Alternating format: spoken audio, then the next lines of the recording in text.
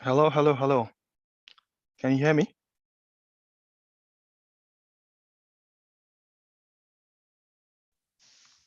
Hello. Hello, sir. We can hear you. We hear Yes, you. Awesome. sir, we can hear you. Okay, very We are good.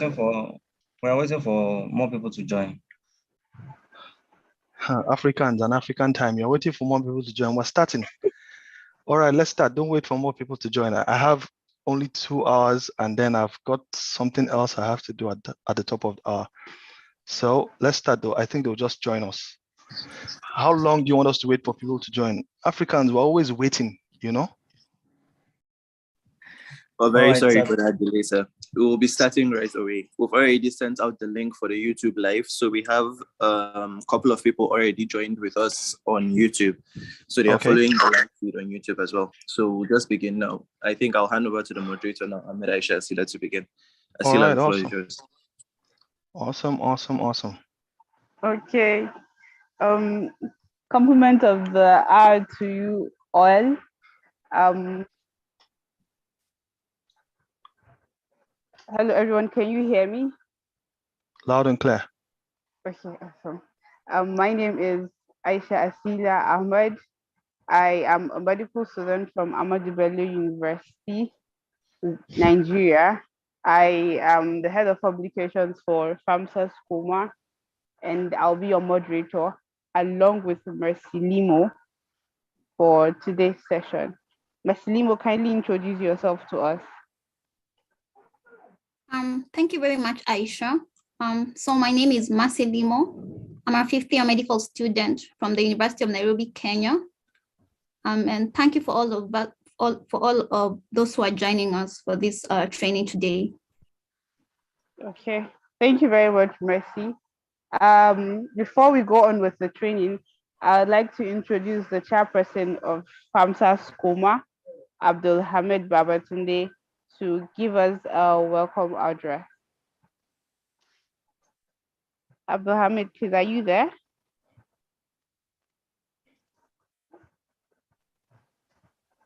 Abdul Hamid. Yes, I'm here. Thank you very Okay. much. Yeah. Good day, everyone. So my name is Abdulhamid Batunde. I'm the chairperson for FAMSA Skuma. So I welcome us all to this session, which is this is our sixth session for this training. So we've gone through the introduction, methodology, basis of research, literature review, and now we are going to talk about data analysis by Dr. Abdulhakim Olorukoba, and I believe we are all excited to be here today to listen, to know about the basis of data analysis as a medical student. So so that I don't take too much of our time, I would like to welcome us all once again, and we can continue, Aisha.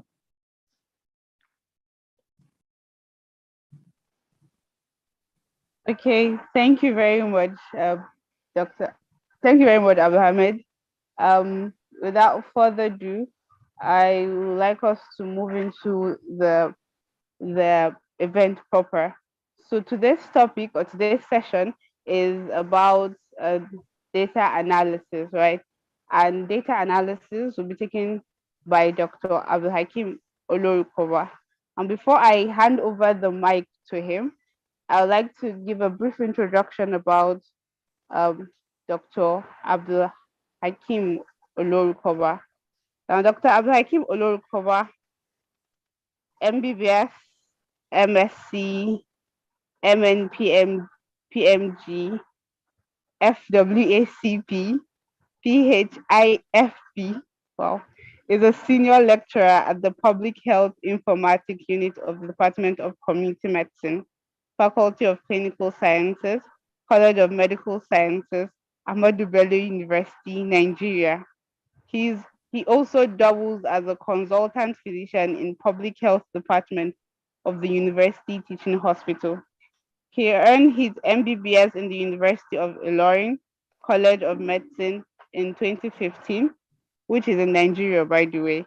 Double membership of the prestigious National Postgraduate Medical College, as well as West African College of Physicians in 2010.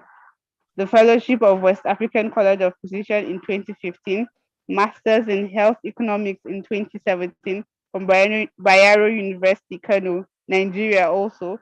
He has conducted several high-profile research in field of public health, medicine, surgery, as well as obstetrics and gynecology, with over 100 scientific publications in international journals. Wow. And from presentations at over 20 international conferences. He has trained and mentored over 1,000 medical students, master students, resident doctors, consultants, as well as other colleagues in the art of conducting medical and public health researches from various institutions in different parts of the globe.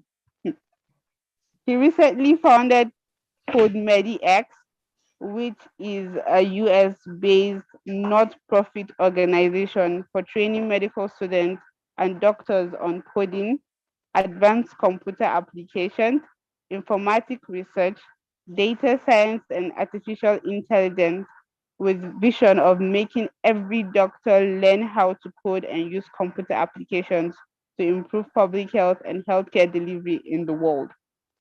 Also co-founded Anywhere Medic, which is a UK-based PMR system which uses artificial intelligence and blockchain technology for clinical decision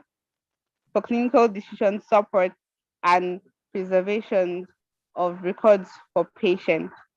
He currently has 3 YouTube channels dedicated to improve the knowledge, skill, and competency of students and researchers all over the world.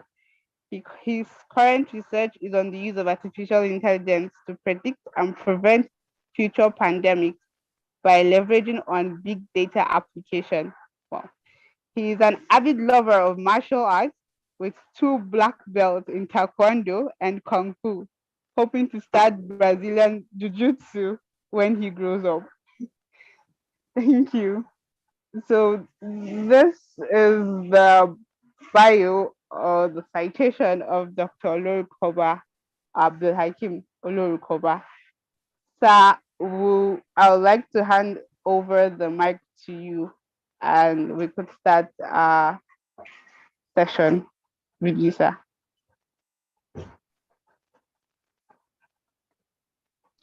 Okay, thank you so much, Aisha. I don't know where you guys got this bio from, but from the way I'm listening to it, it's as if I should just sit down and listen to who is this person that is going to speak. Doesn't really sound. All right. Okay, so more time has really been wasted. We're like 8 minutes past the hour, and I think I'll just cut to the chase. Okay, without wasting so much time. All right. I just learned a couple of days ago that I needed to prepare a slide. I thought this was supposed to be a workshop, and then it was supposed to be hands-on. And then I also learned that a lot of people are joining in with their mobile phone. So we're not likely going to be able to do this in a hands-on fashion, but although we'll still see how far we can go. So just a few years ago, a group of scientists, Japanese and German scientists, they gathered in a city. This city is called Kobe. It's a city in Japan, all right? And these scientists, they wanted to do something that no one has ever thought of before. You know, they wanted to do something really, really serious. So they set out to do or to achieve one of the most, should I say, bodacious plans to what they simply wanted to do was they had a simple task, and that task was to replicate the human brain activity. Their task was to simulate the human brain. In other words, like mimic the human brain. So they just set a simple task, and all they wanted to do was to get something artificial that could mimic the human brain activity. So these guys set up none other than a computer to do this simple task. The task is simple, right? Very, very simple. Just simulate the human brain activity. So, and they got a computer.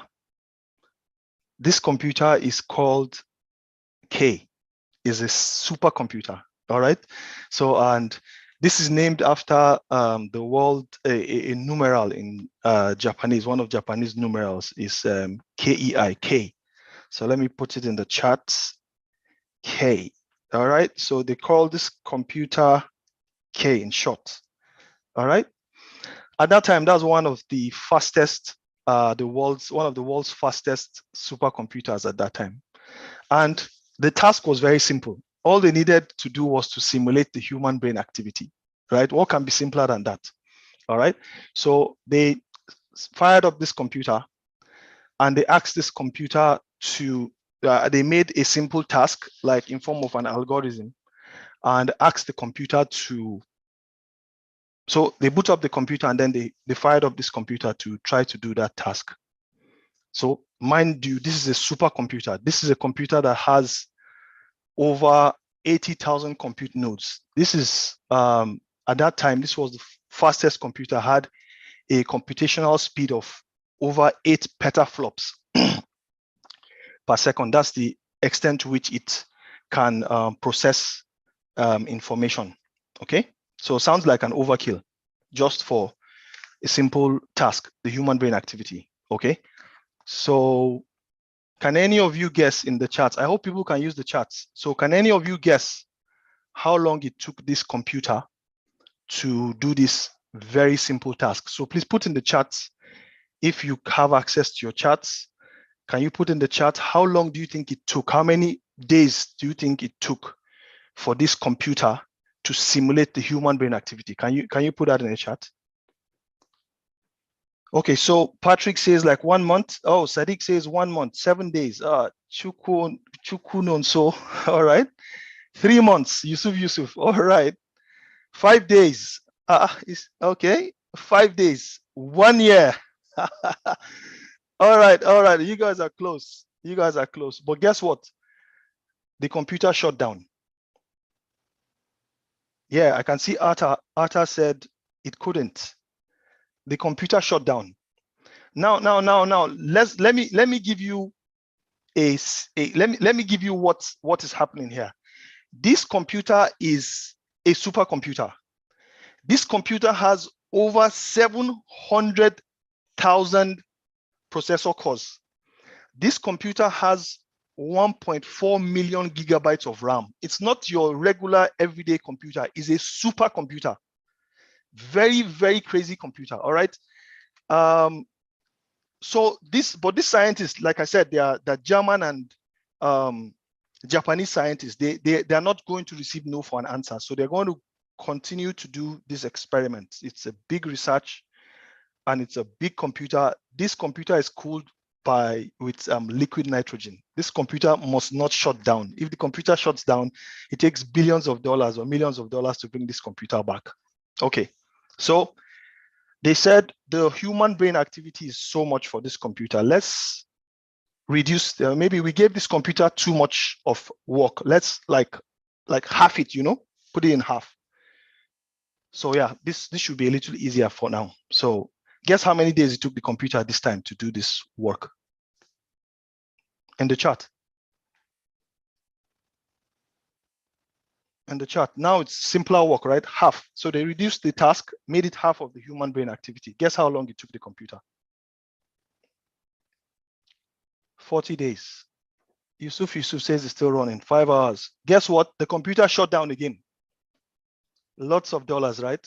Lots of dollars. The computer shut down again. Yes, it shut down again. Okay, so these guys are not giving up.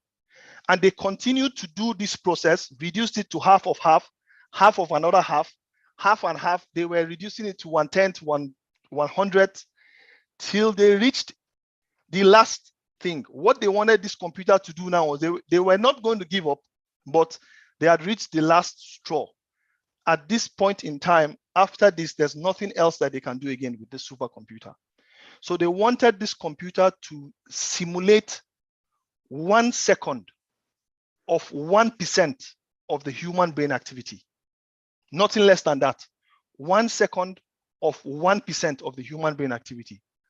And now guess how long the computer took this time? No, don't worry, it didn't shut down. Don't worry, it didn't shut down. So don't say shut down, it didn't shut down. Guess how long it took this time? 1 second of 1% of the human brain activity. 1 year.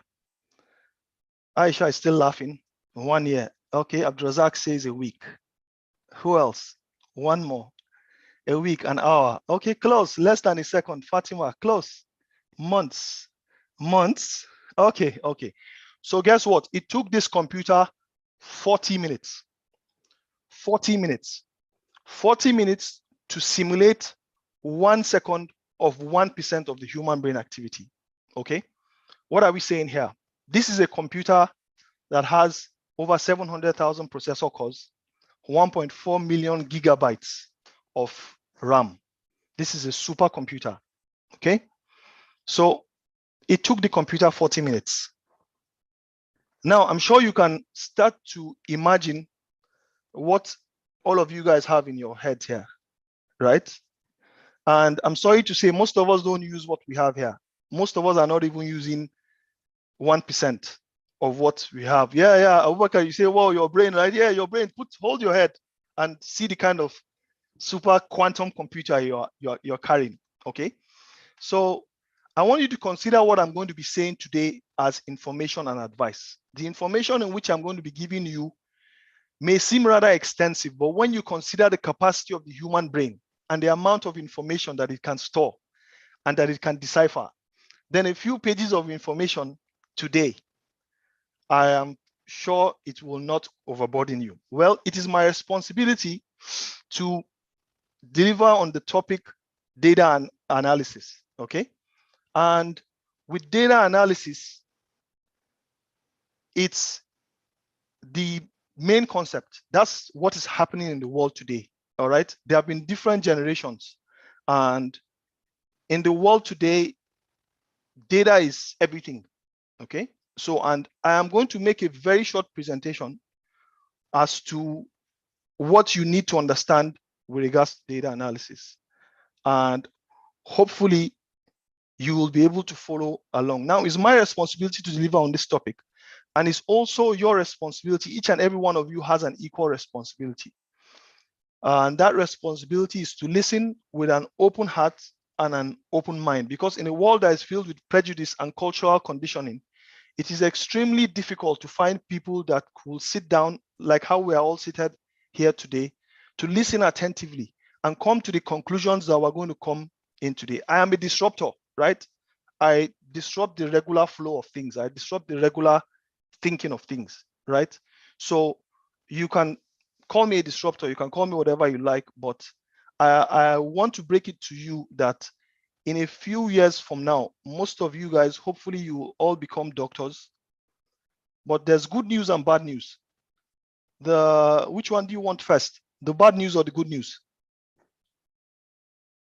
In the chats, bad news or the good news? Which one? Bad. Africans, why do you guys like bad news now? Everyone is like bad. Okay. All right. So if that's the case, I'm going to give you the bad news, but then I'm not going to give you the good news, because Africans and bad stuff, man, they just like bad stuff. Everybody likes bad stuff. Okay. So the bad news is that in a few years from now, even though, God willing, all of you guys are going to become doctors. In a few years from now, the medical profession is going to become obsolete. The medical profession, like almost every other profession, is going to be overtaken by artificial intelligence. I'm sorry to say that, but maybe by the time I finish my presentation, you understand how crazy this situation is. All right. I'm going to leave the good news till the end of this presentation. So just remind me. Let me see if I can share my screen very quickly. I have a short presentation, but before that, I don't know how we're going to do it for those that are using their mobile phones. Can you see my screen? See my screen well? Oh, for some reason, I can't see the charts. Can you see my, okay. Yes, sir, So we can see your screen. So what do you see on the screen? Kahoot. All right, Kahoot, very good. So all you need to do is simply go to, on your mobile phones, I don't know how you want to do it, but I'm going to give you a short test. Go to your mobile phones and type in www.kahoot.it. All right. And then on www.kahoot.it, it will prompt you to enter this pin. So enter this pin very quickly. Very quickly. I'm paying for this session, so we have to be fast about this. Sams, very good. We have Sams. Who else? Just put in a nickname. Good. Very quickly, we're launching now. We're not going to wait for, I have just 2 more seconds to wait. Purity, SH, read, V. Come on, guys, let's do this. Who? Chukwebuka, you're in trouble. I'll see you if you failed or you passed. So, Chris, I know you. Very good for you. Salam, that should be Abdul Salam. Okay. Love, smart nickname. All right, Baraka. Okay. 1 more minute. I'm going to wait for 1 minute and I'm going to start. So if you don't log in, then it's like you didn't join this session. Farida, OG. Whoa. That's like the original gangster or OG. Okay, OG. Okay. Phoenix. OTM. Sadiq, should we still wait or should we move? We have just 27, 28 people. Sax. Shiana. GIDG, AI. AI, who's this AI guy? Is he a lady or a guy? AI, okay. All right, Longus, Johnny, 35. We have like 70 something people on this call and I'm just seeing 39, 95 people on this call, 40. Let's do this, guys. Maestro, Emex, Farm, 43. Who are we waiting for? Chai Best, Kenny. Okay. If you're having difficulty, you can scan the barcode. White Cash, Carrying. Oh my God, our time is up. All right, we're not waiting for anybody else. Okay, so just watch the screen and let us start. Hoping you can join. We have, okay.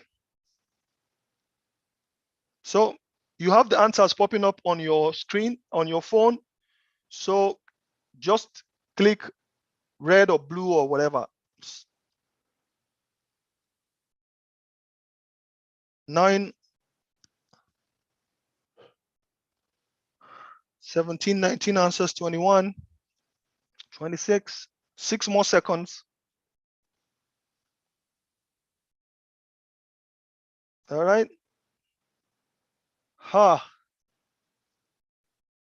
Okay, I'm going to leave this. This is like my pre-test. So we're not going to talk very much about this. Data is the same as information and can be used interchangeably.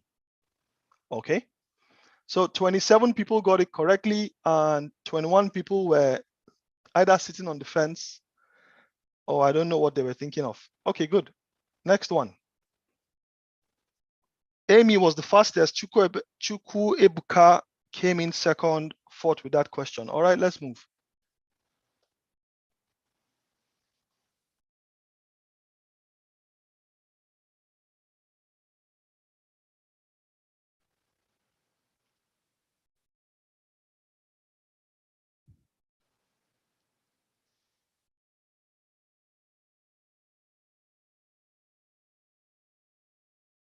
Three more seconds.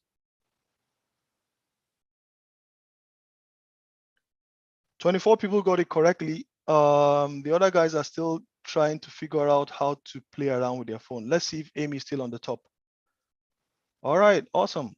Chukwuebuka, sorry. See you around. Better luck next time. All right.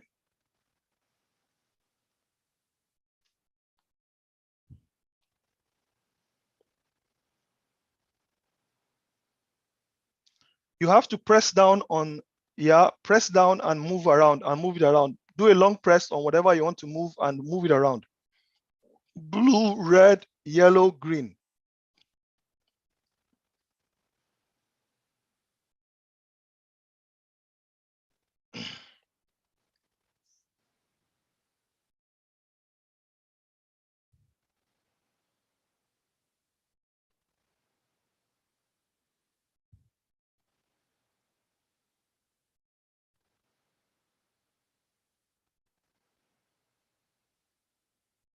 What's happening, guys?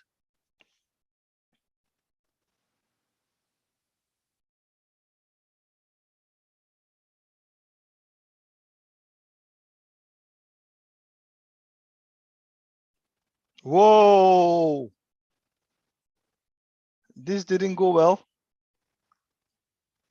Sorry, Amy. MM is on fire, man. Which of the Amy's are we even dealing with? MM is on a fiery streak. Okay, let's go. I guess this is the last or second to the last.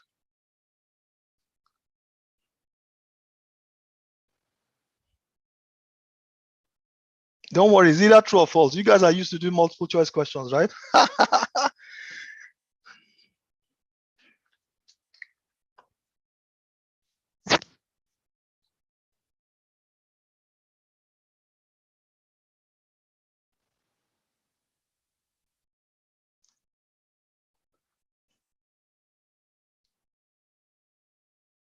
What? Like, really? Okay, this is like half and half. All right. Data is used to collect variables in a uniform way. All right. All right. So this is nice. Salam. Where did this guy come from? Okay. Last one, I think.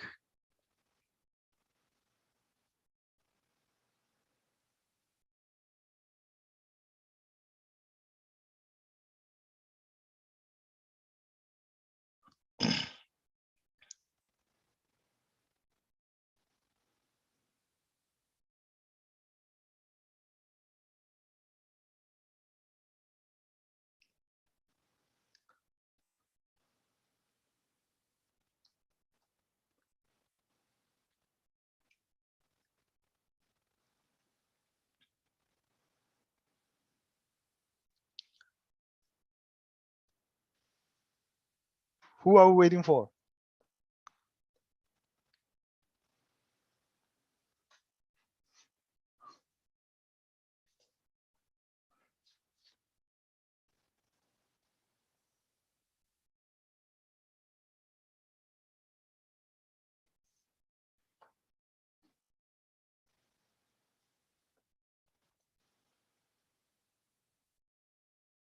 Ha.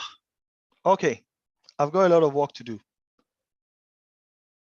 I've got a lot of work to do. Salam, third place. Sadiq. Which Sadiq is this? Okay. All right. Okay. That is me, sir. And I only came second because I made a mistake in number 1. No, Sadiq. The same Sadiq I used to know in my biostatistics class. Yes, sir. All right. So I guess that's, by the way, that's just something to kickstart with. That's supposed to give me an idea of what's happening. I'm going to send you your scores hopefully later, but let me see if I can put up my slides. You see my slides? Yes, sir. Okay. Let me see. I don't like Zoom. I don't like Zoom in any way possible. How do you see my slides? You see my slides now? Yes, sir. I can see them clearly. You see my, what do you see? Can you describe what you see? Data analysis and introduction. It's like a moving picture. Okay, that's all you can see? Yes, and I can see your name and Ahmadu Bello University, Zaria, Nigeria. Okay, awesome. So that's all you can see, right? Yes, sir. All right. I have a couple of slides. I'm going to do a speed bust quite quickly, but before we go on, can you quickly put in the chat? I might not be able to monitor the chat, but if you have any questions, please put in the chat. If you want to stop me, go off your mic and stop me, or I want to do this presentation in like 20 minutes, give you a lot of time for questions and answers, and then hopefully we'll go into a short demo. Before we start, very quickly, can you please put in the chat? Can you put in the chat? Okay, Naima says she doesn't understand the quiz. Don't worry, I'm going to go through it. Hopefully, within the presentation, you probably understand a couple of those things that you saw in the quiz. All right. So can you just quickly put in the chat your current level in the medical school? 100. I have a poll, but I don't think we have time to do that. Yes, you can be allowed to unmute yourself, but just hold on for a while. 500. I can see 500. I can see 200, 300, 500, 200, 200. Okay, I see a lot of 200 levels. 500, 200. Okay, fine. Apparently, they don't seem to be a 100 level student here, so I can go a little further. Year 1, Isaac. Okay. All right. Okay, so fine. The next thing I want you to put in the chat very, very quickly is, let me know if you do statistics in your school. So say yes if you do statistics in your school, and put in the level, right, in which you do statistics. At what level do you do statistics? All right, so 600 level, I see 200 level, I see no, we don't. Okay, so we have a mixed group here. We have a couple of guys that don't do statistics in their school, and then we've got a couple of guys that do in level 2 and level 5. We've got some that do at the 3rd year, and then we've got someone that even does it at 100 level. I'll really want to know that school that does statistics at the 100 level for medical students. Okay. All right, so let's go. Let me bring out my pen. So I think I might be a little fast. If I'm too fast, just feel free to stop me. I have 26 slides, and these slides I made them in a hurry. They are very simple slides, very simple illustrations. If there's anything you don't understand, either put it in the chat, or I think they probably will allow you to unmute yourself, and then you can ask. Okay. So today we're going to be talking about data analysis. And I told you earlier that please do not consider this as a lecture. This is not a lecture. I don't think I'm prepared to lecture, right? Just consider everything that I'll be saying here as information and advice, not a lecture. And like I said, the information in which I wish to share across with each and every one of you today, it may seem rather extensive, but when you consider the capacity of the human brain and the amount of information that it can store and that it can decipher, then a few pages of information today, just 26 slides, I don't think is going to overburden you. Now, we are going to be talking about something that people say is complex. A lot of people run away from data analysis. You see, people want to do very good research, but when it comes to data analysis, they shy away. So they probably take their work and they give it to data analysts to help them analyze, and then rely on the analysis that these data analysts have done to now present their research. I'm aware that you have done a lot of things that have to do with research, and now you're coming to the meat of the matter, because whatever you're going to be talking about in your research will be based on what you've done with your the data that you've collected and how you've analyzed it. So this is a short introduction to data analysis, and hopefully we'll get there very, very quickly. All right. So sorry, something dropped. Okay. So this is an overview of what we're going to be talking about. Hopefully we will give an introduction. We're going to talk about data.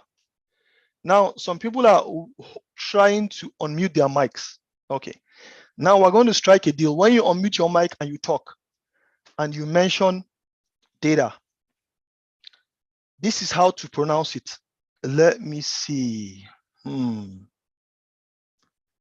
This is how it's pronounced. So if you unmute your mic and you do a typical African style for me and you say data, I'm going to ask the organizers to kick you out of this meeting, right? Or data, or I don't know how you guys say it, man. So if you're going to come up off the mic, you've got to pronounce it the way I pronounce it and the way it's pronounced. So you've got to say it as this. Where is Sadiq? Sadiq won the okay, he came second. Who came first? The person that came first, come out and say and read this for me. Can you read this? Read this. Who's that? Who? Okay, who wants to volunteer to come off the mic and read this for me? Nobody. Okay, no problem. So we're going to talk about variables and data types. We're going to talk very quickly about data analysis. And hopefully, even though I don't have this in the slides, we're going to talk briefly about statistics. And I'm well aware that some people have never even done statistics before. Some people are yet to do that. So fine.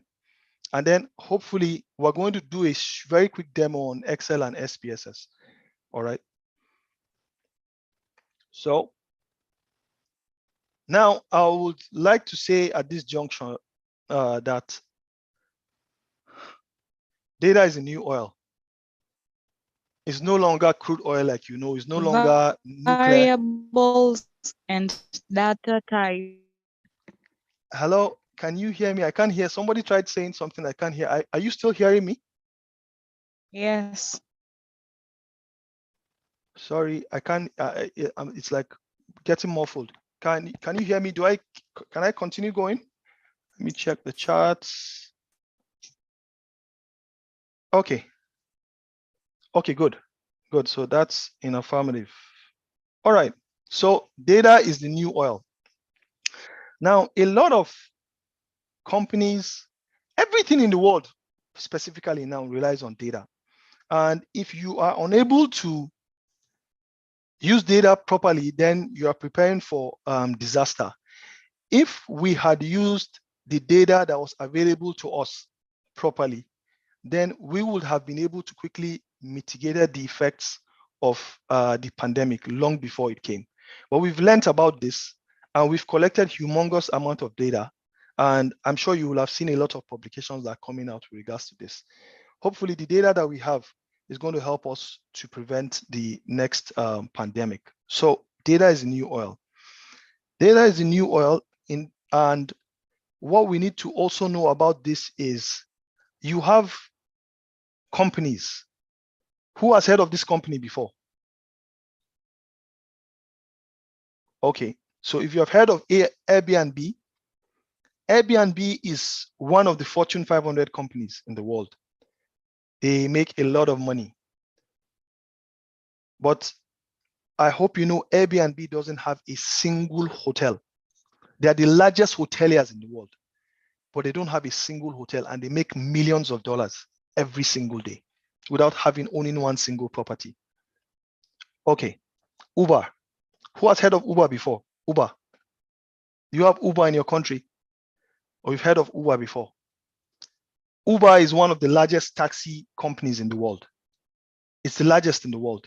Nobody can beat them, at least for now. Maybe until Elon Musk comes up with his robo-taxi. But for now, Uber is the largest taxi company in the world. They don't have a single vehicle. One single taxi doesn't belong to Uber. It belongs to you, me, the general populace. They're making millions. Millions. Okay? In fact, these guys even have something that is called Uber Eats. Have you heard of it before? Let me see what's happening in the charts. Uber Eats. Okay, good. We do it every time. Forget about Bolt. Who's talking about Bolt? Bolt, do they even know? They don't even know where they are. All right. So well, that's by the way. Okay. So, and what about this company? Who has heard of this company before? Who knows this company? Who knows this company? In the charts. Flutter, Meta. Okay, Meta. Metaverse. Okay. All right. That's Facebook, you know. That's Facebook. Facebook has been transformed to Meta. Okay. It's crazy because Facebook, what do they sell? Facebook sells relationships. Facebook doesn't have one single relationship. What do all these companies have in common? They sell and they deal with data. Data is important. Data is a new oil. Without data, you are finished. That's why we have the struggle for 5G, if you remember, when it was almost like a world war, world war that was going to be fought, not using bullets and intercontinental ballistic missiles, but we had a struggle between countries and companies when it came to 5G. It has to do with data. With 5G technology and 6G technology now, someone can be in the US and be operating a patient in Africa, right? And the robotic arm that is on the African side will be receiving real-time manipulations from the control arm in the US side. And there's no 1 single second lag. Look at how many millions of miles apart. That's data. That's the power of data. Okay. Now, what do companies in the e-commerce, tech, healthcare, entertainment, manufacturing, finance, what do they all have in common? Well, I would like to tell you for free that they use data. All right. And they use data to improve their processes. They use data to identify opportunities. They use data to make vital decisions. Data is used for decision making, right? Let's come to your medical school. You guys, a lot of you guys have done physiology. Put in the chat if you know the average heart rate. Can you put in the chat? Let me see how good you guys are in physiology. I don't know what level do you guys do physiology again. 72 beats per minute, 72 beats per minute. You guys are good. You guys are good. Awesome. Awesome. All right, so can you put the range? Can you put the range? 60 to 110 beats per minute, 70 to 75, 60 to 100. Which textbooks are you guys using nowadays? See somebody 60 to 200. Who's that guy? I'm sure it's not a lady. I'm sure it's a guy. To 200. Oh my God. All right. Don't worry about we guys. We guys were good at guessing funny stuff, man. Okay. Where did you think this data came from? Where did you think this data came from? Did you think they just guessed? Do you think the scientists that wrote those books just guessed and said it's just 72? This came from data that has been collected over time from thousands, if not millions of people, and they are able to come to a conclusion. And this data that we have, that you see in your textbooks, that we use in the clinics, that we use every day for decision making in the clinic. We know whether somebody has tachycardia or he has bradycardia, or we know whether he has a low pulse rate or a high pulse rate, and we can add it to the symptoms and signs that we use for our clinical diagnosis. This came from data that has been transformed and analyzed and used to make decisions. Okay, so you can know how very important this is. Now, we've been talking about data. What is this data? Because before we go to data analysis, we need to understand what this data is. All right. Now, once you are doing research, you will need to obtain data. Remember, research is not just one word, it's like two words. It is re and search. So you say re and then search. Okay, so it's research. Maybe someone has searched before, you are going back to search again, right? So it's research.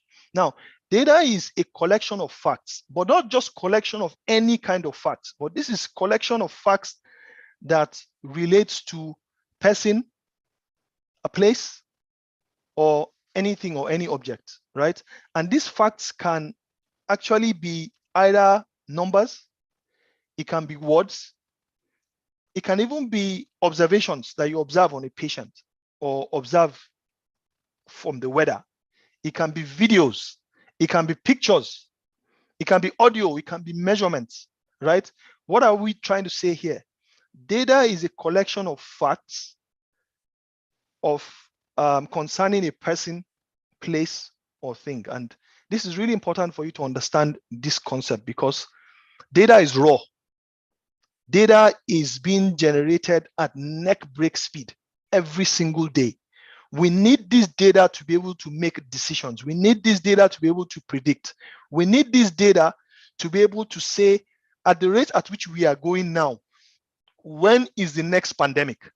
The next pandemic that is going to come, I'm sorry to say, it's very likely that the next pandemic is going to be a pandemic of antimicrobial resistant bacterial strains. Very crazy stuff, you know. It's not that like I have this doomsday kind of clock in my head and I'm planning for something bad. But if we handle the next pandemic that is coming or that is likely going to come, only God knows if it's going to come or not. But from the indications in a couple of years to come and the way in which people are using antimicrobials indiscriminately, especially in Africa, the next pandemic can very likely be something that has antimicrobial resistance. That's a disaster waiting to happen, right?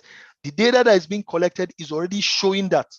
The data that is being collected is predicting a timeline that is very close for something that can even very likely be an ELE, something that we call an extinction level event. Okay, so our ability to curate this data, our ability to use this data for research comes from we being able to analyze that data and see the nuances, right? With data, God is giving us signs. We have it, it's around us. We need to just collect it. And it's not magic. It's not being like Nostradamus. You know, Nostradamus, one funny guy called himself Nostradamus, was trying to predict the future. Future was going to end in, was it year 2000 or which year? We've passed that year a long time ago. Funny, crazy stuff, right? But the bottom line is this. Do you need, how did people know where the sun is rising for? How do people know the temperature? How can we be able to give the temperature for the next 1 year or the next 2 years? This is because of data that's been collected over time. And this data we can use to predict what is going to happen in future with some extreme level of precision. And this is something that is a gift that has been given to us and something that we can use. So once you're doing research, you will need to obtain data. This data can be in different forms, and the decision that you make from your research will depend on how good the data is. Okay, so in order for you to collect data properly, you will need a concept that we call variables. Very, very important. Okay, but before we get there, I would like you to understand from this chart. I don't know if this chart is clear, but this diagram that we have here is just trying to depict the different types of data that we have. All right, different types of data. Now, data can clearly be divided into two types. Basically, we have something we call, sorry, just a second. Okay, so we have, okay, so we have data as either qualitative or quantitative. And it's really, really important that you understand this concept, okay? It's really important that you understand this concept. When we say data is, sorry, qualitative, it means those facts that we say, you know, we said data is raw facts, right? About an individual or a person or a place or thing. If what you are collecting is information that describes that person, for example, in words, sort of, then the kind of data that, that you get from it is called qualitative data or non-numeric data, or something most of us easily call categorical data. For the rest of this presentation, I'm going to be calling it categorical data, okay? Or these facts that you're collecting from an individual is something that comes to us in numbers. It's either it comes in whole number or in decimals, but it comes to us in numbers. Then what you have is called quantitative data or numeric data, okay? So if you are clear about these facts, I'm going to give very quick examples here. For qualitative data, if you're collecting something like gender of an individual, right? So I say everybody in this and on this call, put in your gender, and everybody puts male, female, male, female, male, female, right? So what I'm collecting from you, I'm not collecting any number. What I'm obtaining from you is something that describes your gender, right? The data that is coming in, that fact that I'm getting from you is a qualitative data, is in qualitative form is telling me about a quality that you have, your gender. Okay. So we come to quantitative data. And when we say quantitative data, the information you are collecting comes in numbers. Say, for example, we want to collect the ambient temperature in a room. You know, we're going to be collecting, and let me see my own stuff. My own temperature here is reading is okay, it's reading 73. I don't know, 73 what? All right, I don't know what your own temperature is reading. Yeah, right. But you can see that the information that has been obtained is in numbers. So that's called quantitative data. Now, when you have qualitative data, also known as categorical data, you can have it in two forms. It's either what you have is nominal. That means what you are collecting has names.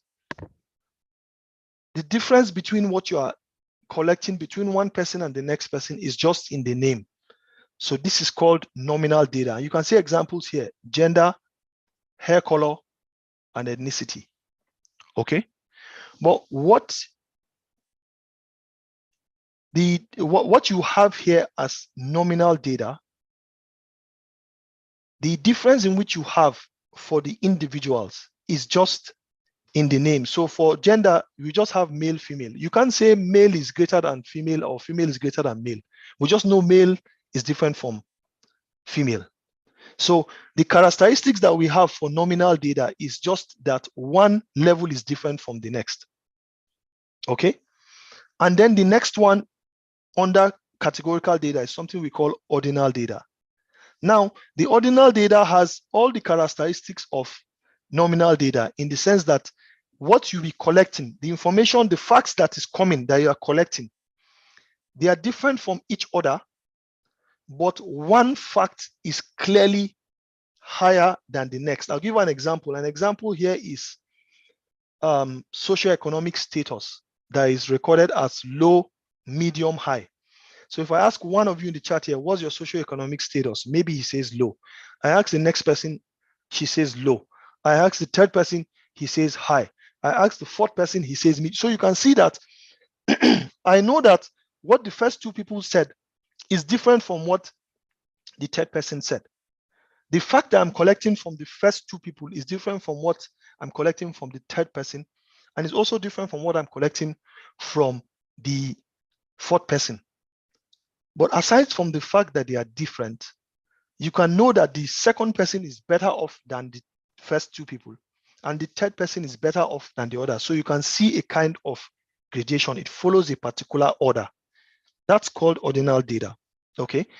When we come over to the quantitative data, something that we call numeric data, you can have it in two formats. It's either is discrete or is continuous. So imagine I'm asking for the age of everybody that is on this call, okay? And I want you to give me your age at last birthday. So can we put this in the chat? Age at last birthday. Everybody put it in the chat. So hold on. You know, when we say age, people start to act very funny. Men are, it's said that women are as old as they look, while men are as old as they feel. So I know it's going to cause trouble here. So don't put your age. Don't put your age before somebody starts to look at you and then you start saying, I was the one that made people to know that you're a very old guy. Your head is already becoming bald like my own. So I know you're old already. So don't put your age. So can you put in the chat your height? Everybody, put your height. Just guess if you don't even know. 180 cm, 175, 6'4", very good. 5 feet 4 inches, 1.61 meters. Okay, so now very good. So this kind of data that is being provided, that you guys are providing, that I'm collecting from you, is numeric data, okay, but of two different formats. I am going to pick on Zainab El Yakub. She says 157 cm. Very good. Okay, 157 cm, because if all the data that we are collecting is coming in whole numbers, not 157.5 or 157.2. Then if it's coming in whole numbers, what we have is called discrete data. The data is discrete. Okay? It's called discrete data. Sorry. And then if, so it's discrete. Sorry, my pen is acting up. Okay, so it's called discrete. But if the information that is coming in a form of numbers, so it's quantitative data, but we're having decimals. Like, let me see in the chat, someone said 5.7, right? 5.7. Although the person, I don't know, 5.7 inches. Can you really be 5.7 inches? Have you seen a 6-inch nail before? 5.7 inches. Okay, I know, I'm sure the person meant 5 feet 7 inches. Okay, all right. But you can see, I don't know, 5.7.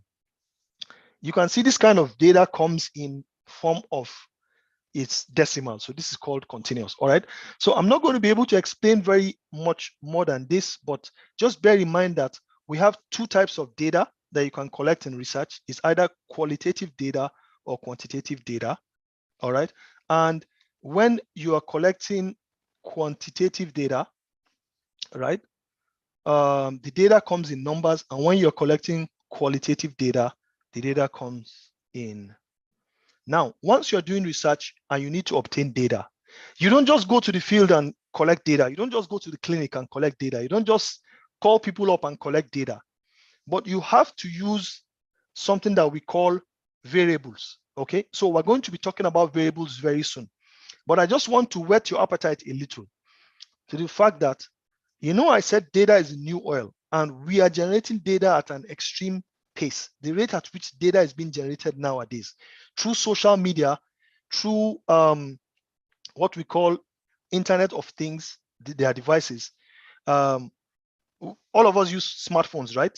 I'm sure everybody here uses smartphone, even though most of us use that smartphone in a very, very wrong manner. Hopefully, if we have time, we'll talk a little about that, right? But have you ever wondered how much data you generate? Have you ever wondered, you as a person with your smartphone connected to the internet, how much data you generate from emails, phone calls, photos, videos, audio? Some people do stuff on WhatsApp now. They do some audio stuff and then they send to you, right? Audio, videos, even searching on Google. I say something now, you want to prove smart. You want me to know that you're a smart person in class. You just quickly bend down and you type the stuff in Google and you send, and you raise your hands up that, yes, I know the answer, right?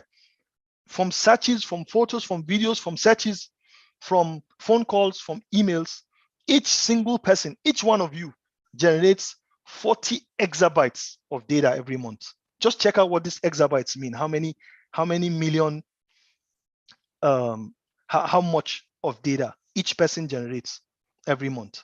And multiply that by the almost 6 billion people in the world using smartphones, right? So that's a lot of data. You can't even imagine how big that data is. Massive, right? Massive amount of data. That's what we call big data, right? And for it to be able to classify as big data, that's the kind of data that we're looking at. That's the kind of thing that we're, so imagine we say data is a new oil and we have this much of data. Our ability to be able to translate, transform, and make wise use of that data is the future. Is what we expect, is what we're going to, is what we expect each and every one of you to be able to do. Now let's come to the internet a little and see. 2.1 million snaps on Snapchat, 3.8 million search engines query on Google, about 1 million people log into Facebook, 4.5 million videos watched on YouTube, 188 million emails are sent. That's massive, right? Guess how long it does, how long this takes. This is in just a 1 minute frame. So within 1 minute on the internet, 2.1 million snaps are put on Snapchat, for those of you that use Snapchat, just within 60 seconds. 3.8 million search queries on Google. Every one of this is data that is important. Do you know, only from the search queries of Google, I can tell you that a pandemic has already occurred and we don't know. It's starting and it is spreading just from looking at the searches on Google in 1 minute. That's the power of data. That's data can be used to change everything. Okay, so 4.5 million videos watched on YouTube within one minute, just 1 minute, 60 seconds. 188 million emails are sent just within that period. So when you say something is big data, for it to qualify as big data, it has to have something we call 5 V's. I'm not going to waste too much time on this. It has to come in a very serious volume. It has to come at a massive speed, right? The rate at which it is being made, it's crazy. In 1 second, in 1 minute, you can see how much of data is being generated, and each and every one of it is important. Okay, variety comes in different formats. Veracity, right? And then value, it's of very much value. So hopefully if we have time and you have questions, we'll talk a little more about that. That's where I'm specializing a little more on. Okay, now for you to be able to use data effectively, because data is used for decision making, and we have seen how very important data is. For you to be able to collect data in a correct way, you need to use what is called variables. You can't just go to the street and start collecting data. You have to collect it in a particular format, in a particular fashion that allows you to collect it uniformly and allows you to be able to compare what you collected from this person, from that person, what you collected from this environment with that of the other environment. Because remember, it's data, right? And it varies, you know? So it's varying from one person to another. Okay, this person is female, the next person is male, the third person, you know? So it's very, very important. So you need variables to be able to collect data. So for you to be able to understand data analysis, you need to understand the concept of variables. If you did not learn anything from this past how many minutes that we've spent, you should learn this one single thing, that you need to understand the concept of variables. You would never be able to do any quantitative research without understanding the concept of variables. You will never be able to do any data analysis without understanding the concept of variables, because even the data analytic types that we have, right, would rely on the type of variable that was used to collect the data before you know what kind of analysis you are going to use. If you don't know what variable was used to collect the data, then it's very difficult or almost practically impossible to run any kind of data analysis. Okay, so this is how important data is. I see some things are coming into the chat, but I'm sorry, I may not be able to follow up because of time. All right. So what are variables? Variables are just any characteristics that can be measured. It can be a characteristic of a person, place, or thing, as long as you can measure it. So there are some things that cannot be measured. And those things that cannot be measured, we need to operationalize it to make it measurable. We put it in form of variables. Okay, so variable is any characteristic that can be measured. And you understand that for variables, we have two characteristics. The first characteristic is that it describes an attribute of a person. Okay. And then the second characteristic is that it must vary. It must vary from person to person. So let's give an example. We want to measure something that is called, you see, everything about a research starts from a concept. You think of something in your head. So it's a concept, it's an idea. This concept is an idea, is a thinking, is a feeling, is a perspective that comes in your head. And you say you want to research it. But this idea, is it measurable? Because we don't want you to do something that when you do, the results only belong to you. The results cannot be shared with the world. The results cannot be compared with existing studies. Then it's of no use, right? If what you have done is a one-off thing and nobody can replicate it, because research is supposed to be something that you can replicate in different parts and in different places of the world using the same or similar methodology. You've learned about methodologies, okay? So fine. Now you have an so you thought of something. Let's say, oh man, I'm feeling happy today, and let's measure within these people that are on this call. Let's measure beauty. Okay, so Some people have their pictures, some people don't. When you talk about beauty, most people start to think about females. Yes, so it's a characteristic mostly of females. Males are supposed to be handsome. All right. So beauty, how do we measure beauty? Because if we just say beauty as something subjective, and this person is fine, this person is not fine, this person is ugly, it's not something that you can really measure, right? It's not something that you can really measure because it first starts as a concept. It's very subjective. Thank you, Nathan. I can see the chart a little now. It's super subjective. So we need to be able to move this subjectiveness to something that is objective so we can measure it. So when you say, whoa, look at that person, beautiful, right?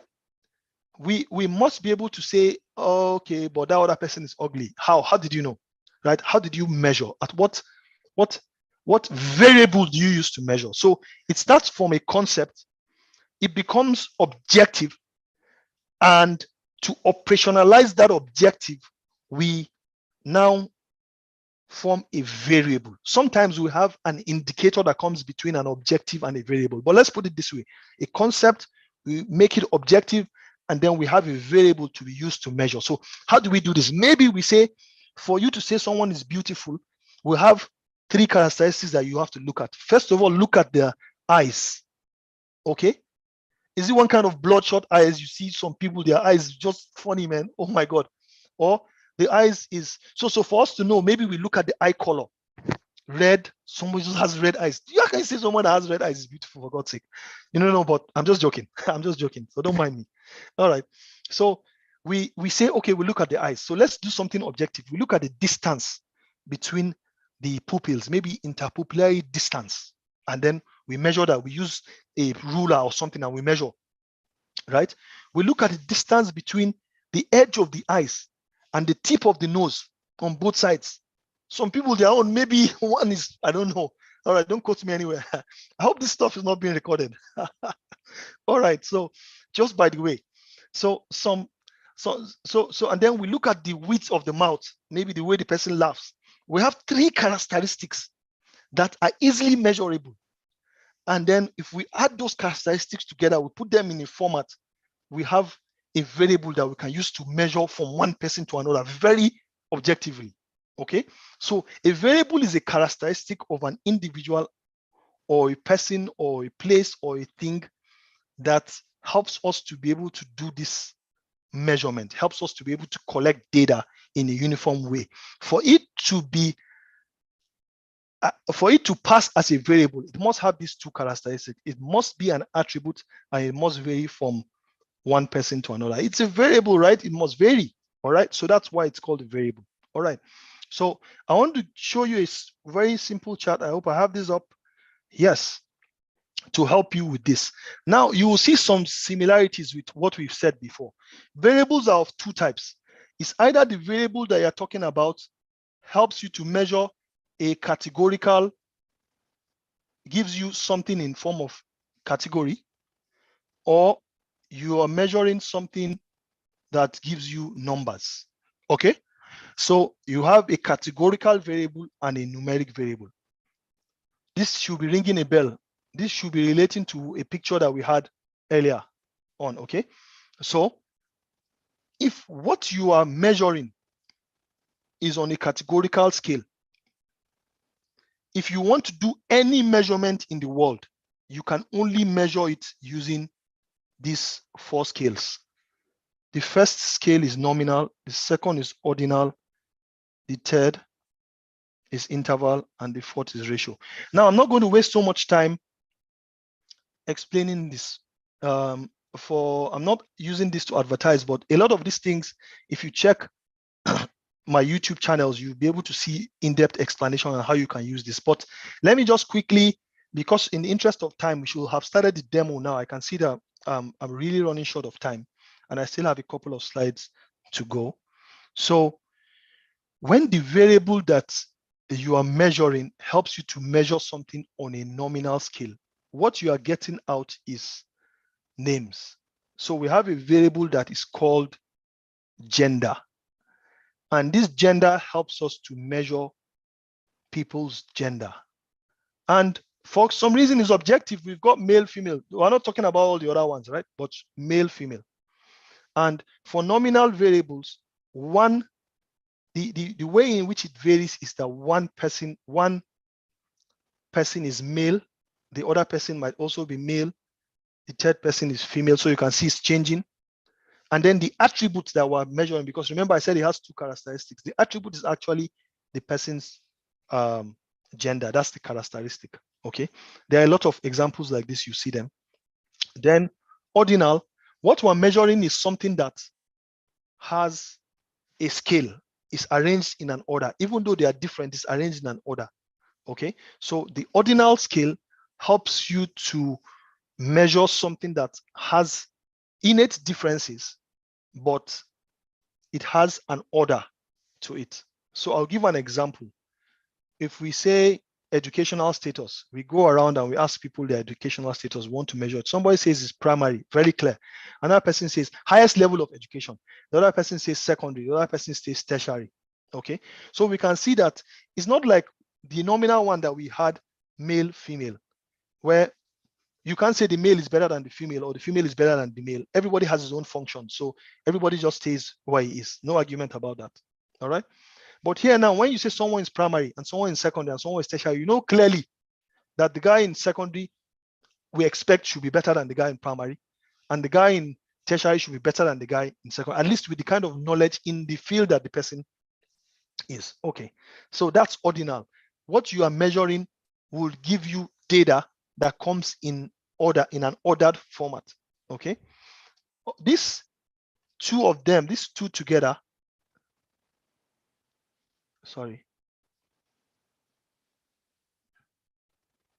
Okay, so these two together, when you put them together, these ones, they give you data that is categorical. They help you to give you categorical data. The data is in categories. It's not in numbers. It's not in numbers, it's in categories. Male, female, primary, secondary, tertiary. Blood pressure, you see, have low, medium, high. For example, we're not looking at the numbers, just is low, is high, is medium. We have a range in which we used to say which one is low, which one is medium, which one is high. You know, something like attitudinal score using a Likert scale. Agree, disagree, you know, like that. So you can see that it's in an order. Someone says strongly disagree, another person says disagree, another person says neutral, another person says agree, another person says strongly agree. You can see that they are in a particular kind of order. The next thing we'll be talking about is the numeric kind of variable, and this has two scales in which you can use to measure: the interval level scale and the ratio level scale. Now, when you cross to this side, what we have is numbers, all right? But on the interval level scale, the kind of measurement that you are measuring, the kind of data that is coming out is coming in numbers, no doubt about it. But these numbers are not actually 100% representative of numbers because they have another side to it. And the only thing that is bringing this other side to it is something we call the 0 point. So the 0 point is not really a true 0 point. When we say 0, we might not necessarily mean the absence of that thing that we're measuring. There are so many examples, but a perfect example is temperature. Temperature in degrees Celsius. So when we say 0 degrees Celsius, when we say 0 degrees Celsius, right? When we say 0 degrees Celsius, 0 degrees Celsius, and we're trying to measure temperature. So I want to ask you a question now. This device that I have here is a blood pressure, a blood sugar monitoring device. So, and it's it works with an iPhone, right? So, but let's just think this is like a surface, and I want to check out the temperature on this surface. And I take my thermometer and then I put it, or maybe I can't find my infrared thermometer, but I put my infrared thermometer and then it's telling me that it is 0 degrees. Where I am is actually very cold, Okay, you can see I'm wearing my, so it's saying it's 0 degrees. What do you think is happening here? Is this cold or hot? Can you put in the chat? I measured it and it's telling me 0 degrees. Cold, cold, cold, cold. Everybody's saying cold. All right, but if it was 0, it's supposed to be, yeah, someone, Mohammed is even saying very cold. Yeah, kind of very cold. So, but if it was really 0, if the 0 was a true 0, right? If the 0 was a true 0, we expect it to be neither cold or hot. But because 0 degrees Celsius is another temperature in another unit, right? So once it doesn't have a true 0, that kind of measurement is something that was measured on an interval scale. Now, if you see that the first 2 measurements that we talked about, nominal and ordinal, they don't deal with numbers. So forget about even trying to do addition, subtraction, multiplication, and division, because it doesn't make any sense because we don't have numbers there. You can't say male plus female and you get what? She-male or what? It doesn't make any sense, right? So you don't do addition, you don't do subtraction for this categorical side, for this nominal, ordinal.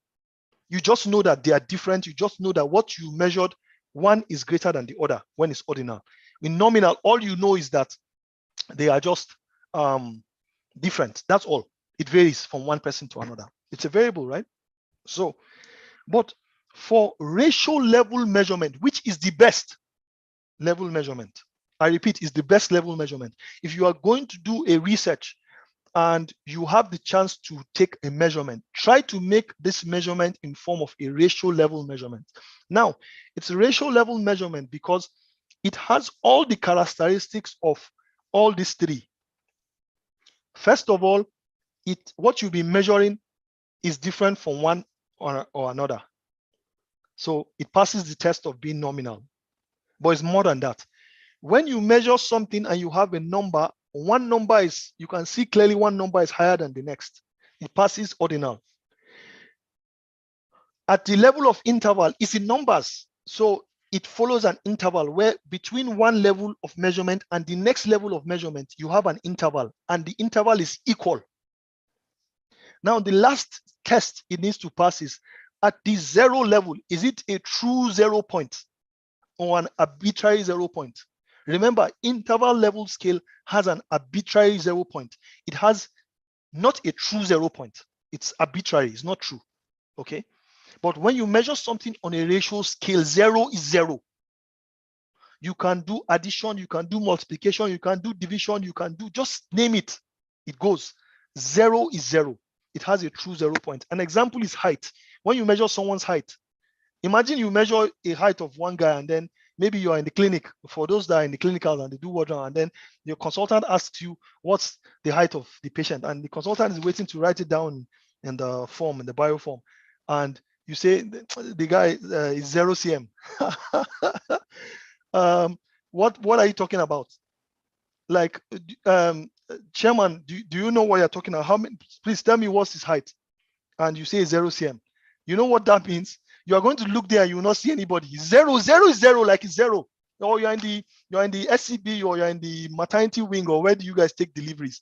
And then they bring a baby and then you put the baby on the scale and you measure the weight of the baby and you are saying it's 0.00 kilograms. You are dead, man.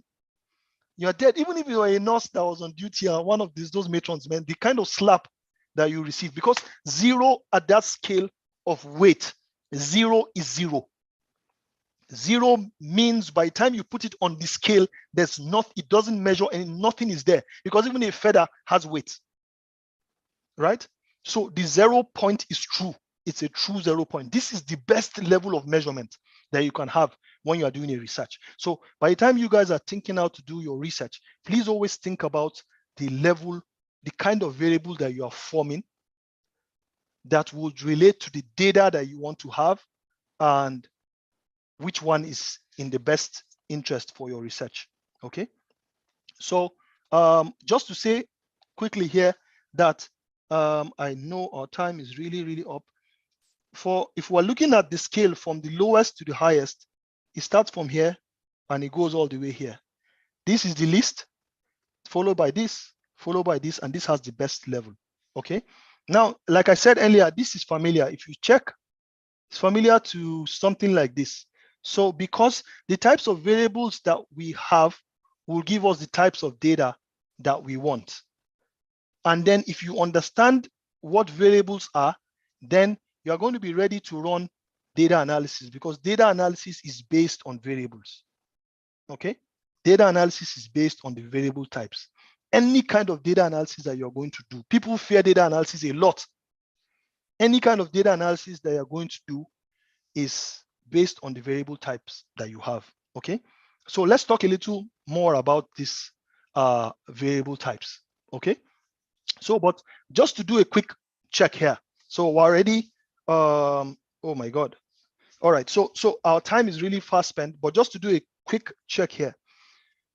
You want to do some measurements. You start with variables, right? And these variables help you to collect data in a uniform and precise fashion. Okay. You've got this data, and you can now perform data analysis with the data you have obtained. So when you are doing a research, let's say, for example, you want to go and find out people's perception of COVID-19, right? In Africa, perception of COVID-19 in Africa. We got variables that help us to measure perception. So we have a list of variables. We're going to take those variables and convert them to questions and put them in a questionnaire. So when we put them in a questionnaire, we're going to take that questionnaire and go to the field. Either we send it via email, or we send it via snail mail, or we go physically with our mobile phones. By the way, if you want to learn how to use your mobile phone to collect data, classical data, there you can check up some of what I have in my channels. There, a lot of students use that to collect very, very good data, because it can help you to arrange and put up all the logics. Okay, so you have a questionnaire that has questions that were fashioned out to bring out the variables. You've measured use the variables to take your measurement in form of data. Then you can now do your data analysis. Okay, I hope this is clear. All right. So what is this data analysis that I've been talking about? Why are we just making noise about this data analysis? Because that's the bread and butter. That's what is happening. That's the world. That's the future. That's what is happening now, right? The future is in nanotechnology, and the nanotechnology that is being used has to do a lot with data analytics. Okay. So, and it's only if you understand the concept of data analytics that you can work in this particular world. Now, look at all those companies that we talked about. Every single company in healthcare is even worse. Healthcare, we need that data to be able to know what to do to the next patient, right? Remember, I said there was bad news. I gave you bad news in the beginning, right? Now, a time will come where we have AI that knows medicine more than you. You spent 6 years in the medical school. So what? We have an artificial intelligence stuff. Just a second. Please give me a second. So you have an artificial intelligence intelligent app, just a single small app like this, that can diagnose, a single app that can diagnose a person by just telling just a couple of questions, and it gives the person a very accurate diagnosis, 1 million times better than what you are going to give. How is this possible? We just said that no computer can beat the human brain. So how is this possible? Well, that's data analytics. That's precision. That's power.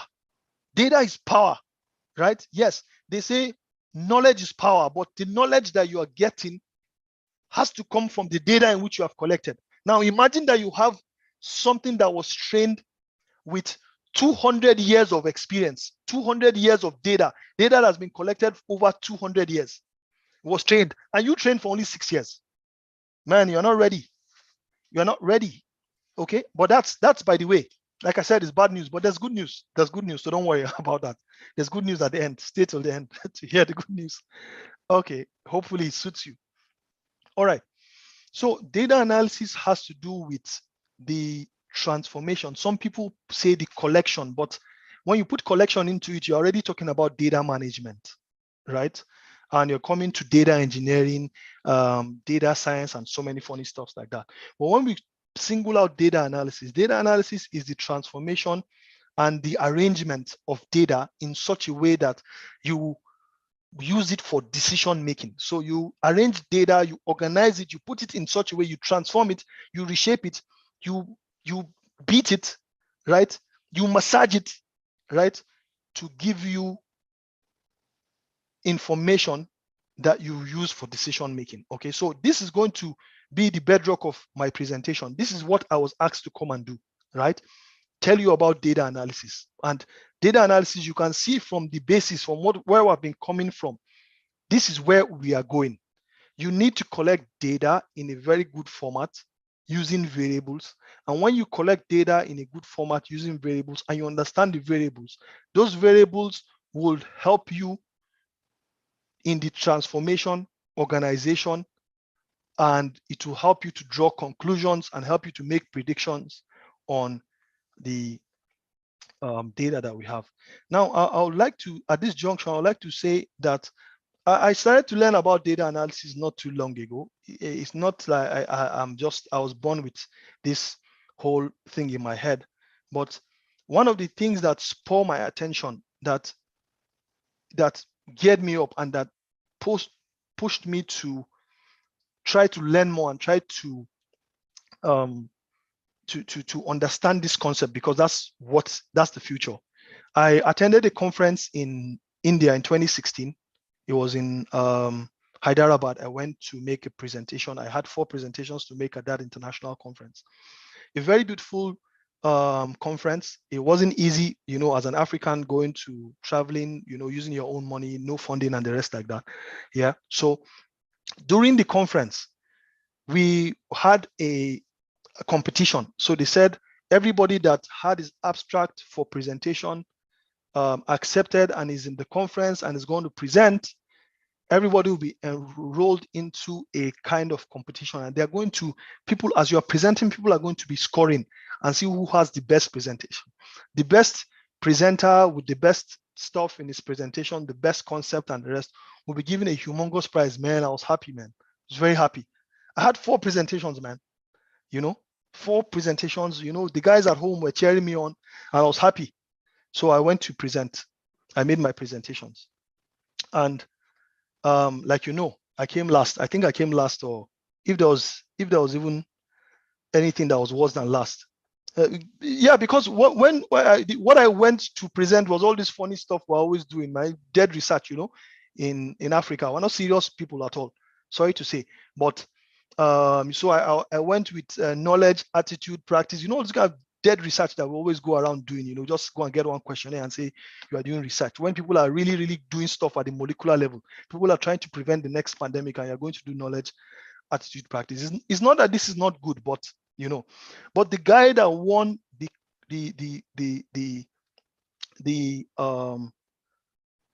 competition, his name is Gunasekran. He's from VIT. And it's like a kind of a kind of Indian version of MIT. So it's Vellore Institute of Technology. This guy came with a presentation. This guy had collected meteorological data for the past 60 years in India, and he matched the meteorological data with malaria data, prevalence, incidence of malaria over the last 60 years. And the guy developed a model, a very beautiful model that he presented. If you see that model, and at any point in time, when you give some particular figures, like you give the ambient temperature, you give the humidity, you give the date, you give the time, you give the weather conditions, it can predict the exact number of cases of malaria that they would have for the next 50 years. Very, very crazy stuff, right? So how do you think that will help public health? How do you think that will help global health, right?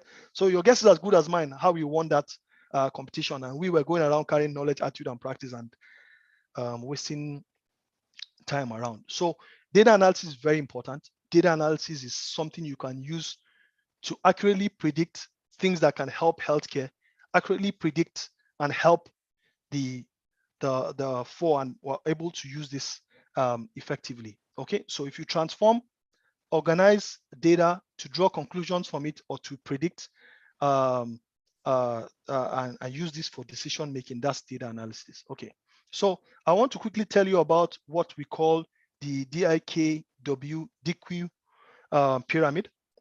And I think this is where I'm going to stop. This pyramid starts from, let me just quickly try to interpret here. And please, you go home with this and think very much about this. Everything starts from data, right? Everything starts from data collection. So you have data. This data, if you analyze it properly, it's going to give you information. So data is not the same thing as information. Remember when I asked in the quiz, data is not the same thing as information. Data is raw facts. Remember, I said it's raw facts about a person, place, or thing. It can be pictures, it can be audio, it can be this, it can be that, right? But information is processed data. So it's like one man's data is another man's information, because somebody can now process the already processed information that you have to give you a higher level of information again, right? But this information that we have is what makes people knowledgeable. So the data that we have, we transformed it to information. The information now, and you can see the way this stuff it's going in form of a pyramid, because lots of data, but we're going to the top, right? So we have knowledge, and it's only when you have knowledge and you use the knowledge wisely to make wise decision, wisdom, wise decision making, that's when you have done the correct thing. Yeah, quite recently in public health informatics, we've gone ahead and said even vision. Okay, vision. So let me give an example here. You've collected data about smokers and non-smokers for a very long time. And when we analyze the data, the information we're getting out of it is that smokers die young. They die young. This is clean information. It's not controvertible. You can't even argue it. You can see the data. We're seeing it here. Look at all these smokers. Look at how they've died, man. All right. So you have the information now, and we translated that information to knowledge. So you as a medical student or as a medical doctor have read it in your books. You've seen the data. You've seen the information that was transformed. We know now that you already know now that if you smoke, you're very likely going to die. You're not just going to die, you're going to die young, very, very likely. All right, or you come up with lung cancer or some emphysema or some very crazy stuff. Okay, but guess what? You have someone that still doesn't use that knowledge. He's a medical student. He has seen it in his books. He's a medical doctor. He knows it. He sees people. Recently, there's a video that is going around social media. You see a guy with the lungs. You know, I think it was a surgical operation or something. And when they open up the lungs, the entire lung is just black. You know, the guy has been a chronic smoker. And you are seeing this live when you go to the hospital, when you in your clinics, but you still smoke. Men, they say some men are wise, while some are what? Otherwise, you know? So it's only when with that knowledge, you are able to apply that knowledge to make a decision not to smoke, right? Then you are wise. That's wisdom. So you can see how very important data is. Data is so important that it's that data that we use for information. It's that information that gives us the knowledge, and that knowledge is what we use to apply to patients. Now, there are a lot of things we're doing in medicine that are still wrong because we don't have accurate data to back what we're doing.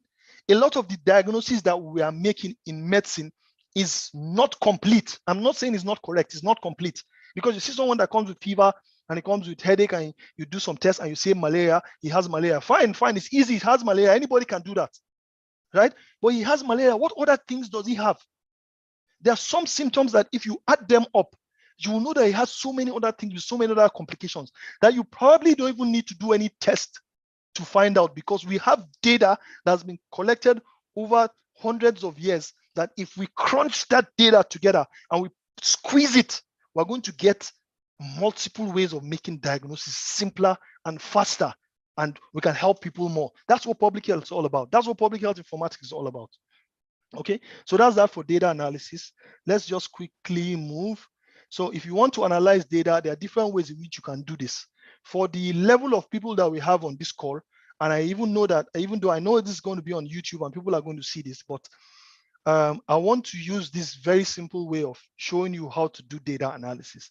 You can either analyze data on a univariate level when you are dealing with one variable at a time. Remember, I said that we're doing one variable at a time. The variables help you in analysis. So you can analyze one variable at a time. You can analyze two variables at a time, seeing the relationship between two variables. Is there a relationship between someone's gender and the tendency of coming up with cancer?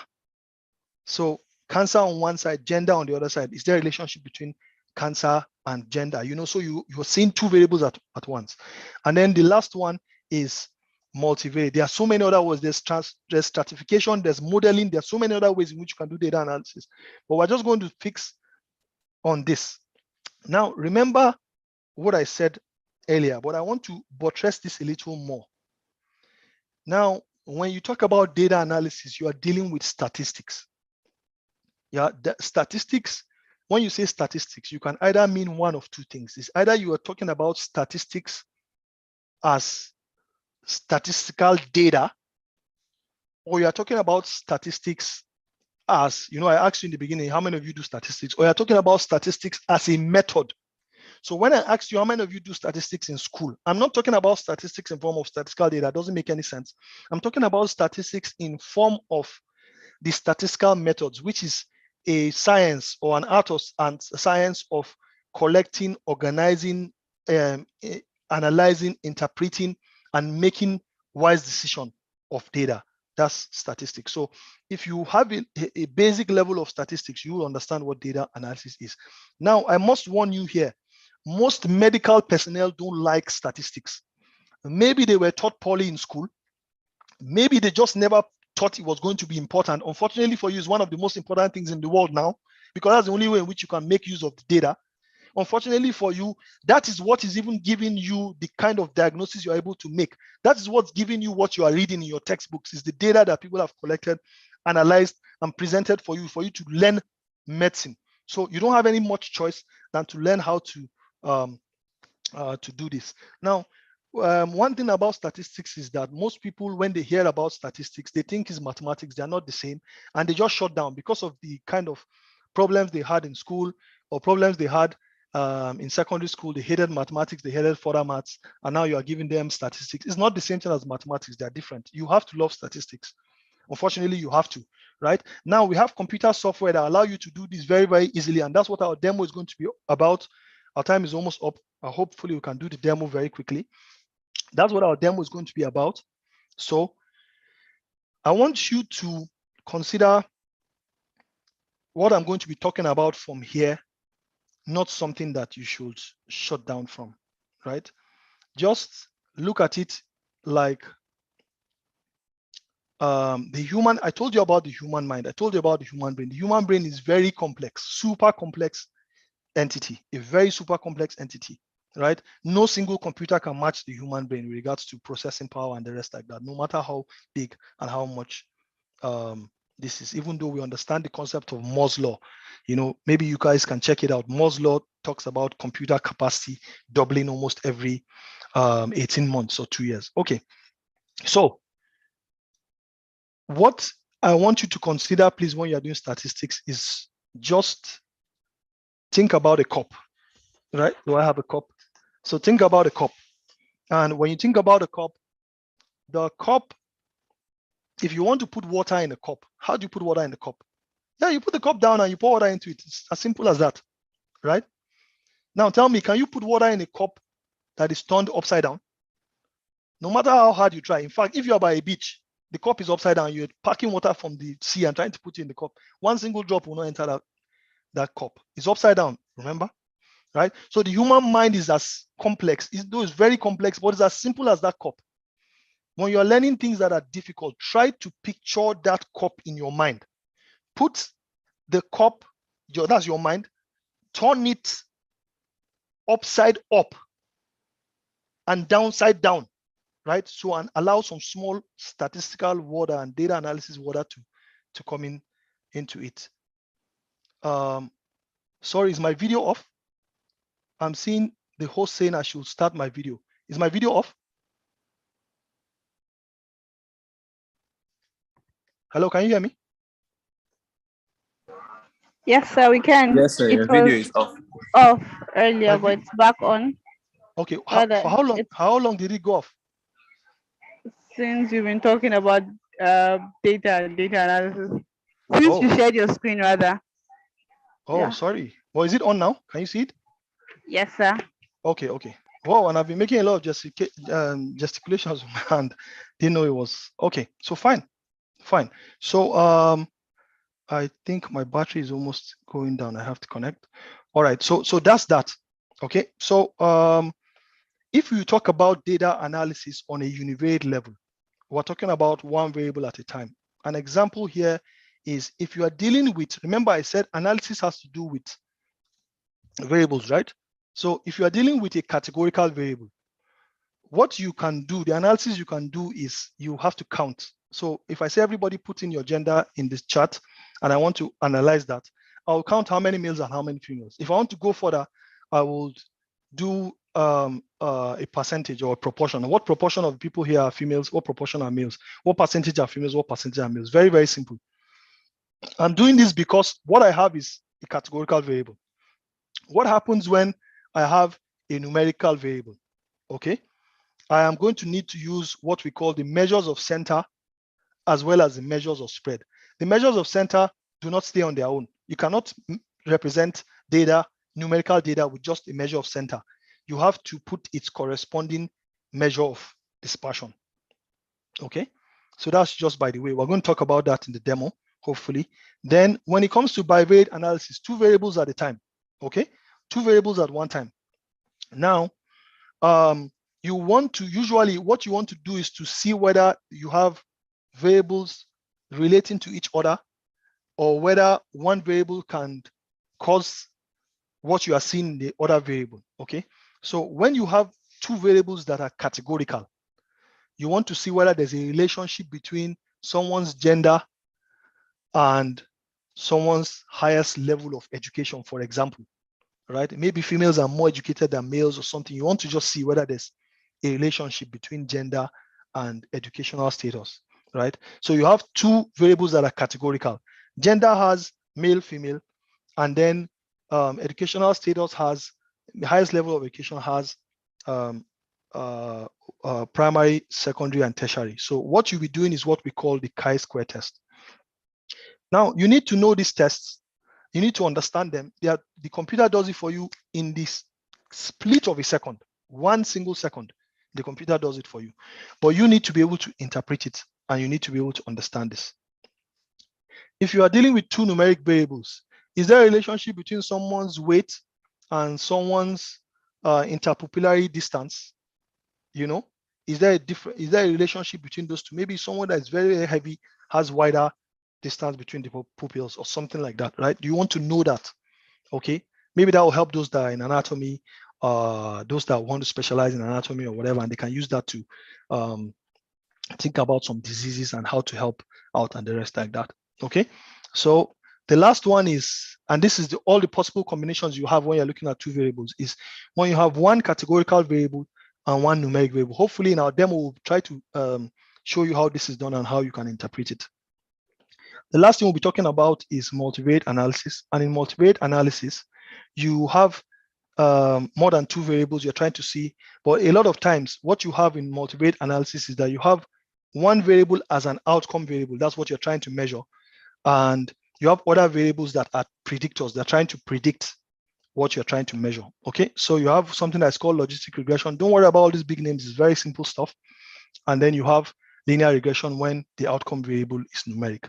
Logistic regression when the outcome variable is categorical. Linear regression when the outcome variable is numeric. Now, that's the thing about statistics. When you come to statistics, there's a lot of noise, very, very big names. All those names are just lies. They are one click. And now someone will ask that, Why is it then in our medical schools, they are teaching you how to calculate with hand? Those things are important because if you understand what the computer does in the background, you appreciate, and it makes it easier for you to know which particular test to use. Now, we're not going to be asking you to, do all those things by hand. Nobody does it by hand. I'm telling you, we have millions of petabytes, exabytes of data that you need to analyze. Nobody can do anything like that with your hand. The computer does it for you automatically. Now, this world is supposed to be a kind of marriage between human and machines. It's not that machines are going to take over the world, or humans are at the top of the food chain. What we have to be smart about it. All right. So that's that. I think we come to the end of my presentation. In summary, I have talked about variables being very important for you to be able to collect your data. And once you collect the data in a good fashion, you are going to be able to run all your data analysis. Okay. And I started with an introduction, and then we talked about data being the new oil. And I'm going to pause and see if you have questions. Thank you so much. So we have this time. All right, so this is where I'm going to stop. Before I go into the demo, I'm going to stop sharing my screen. I'm going to stop sharing my screen now. And then let me see if you have questions before, whilst I try to put up the demo. Okay. Questions.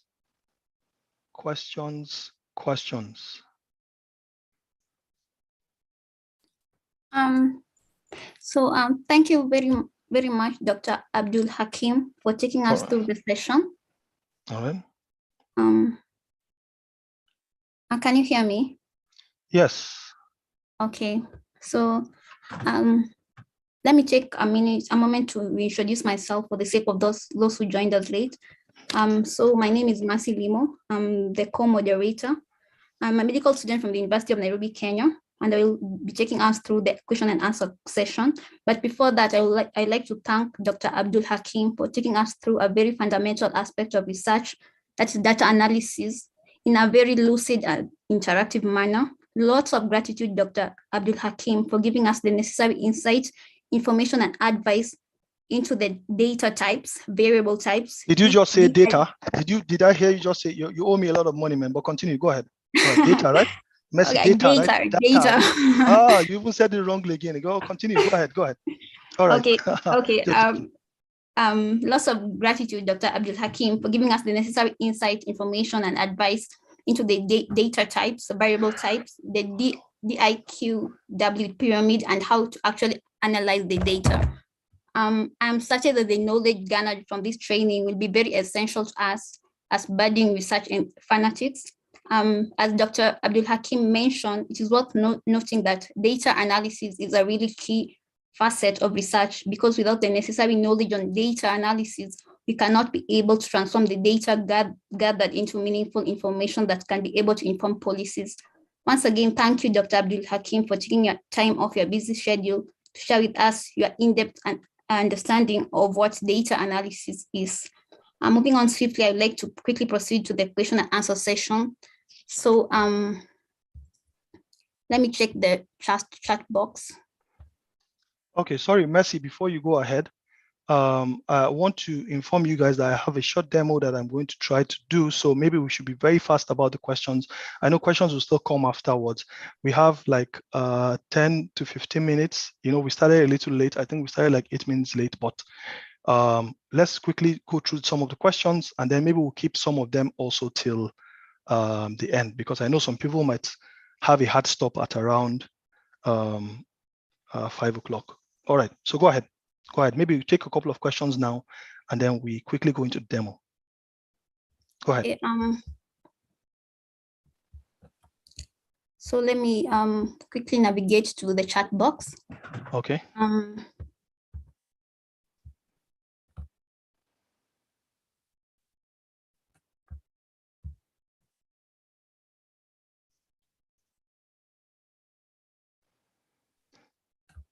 Okay, so we have a question from Chukwu Nonso Emmanuel.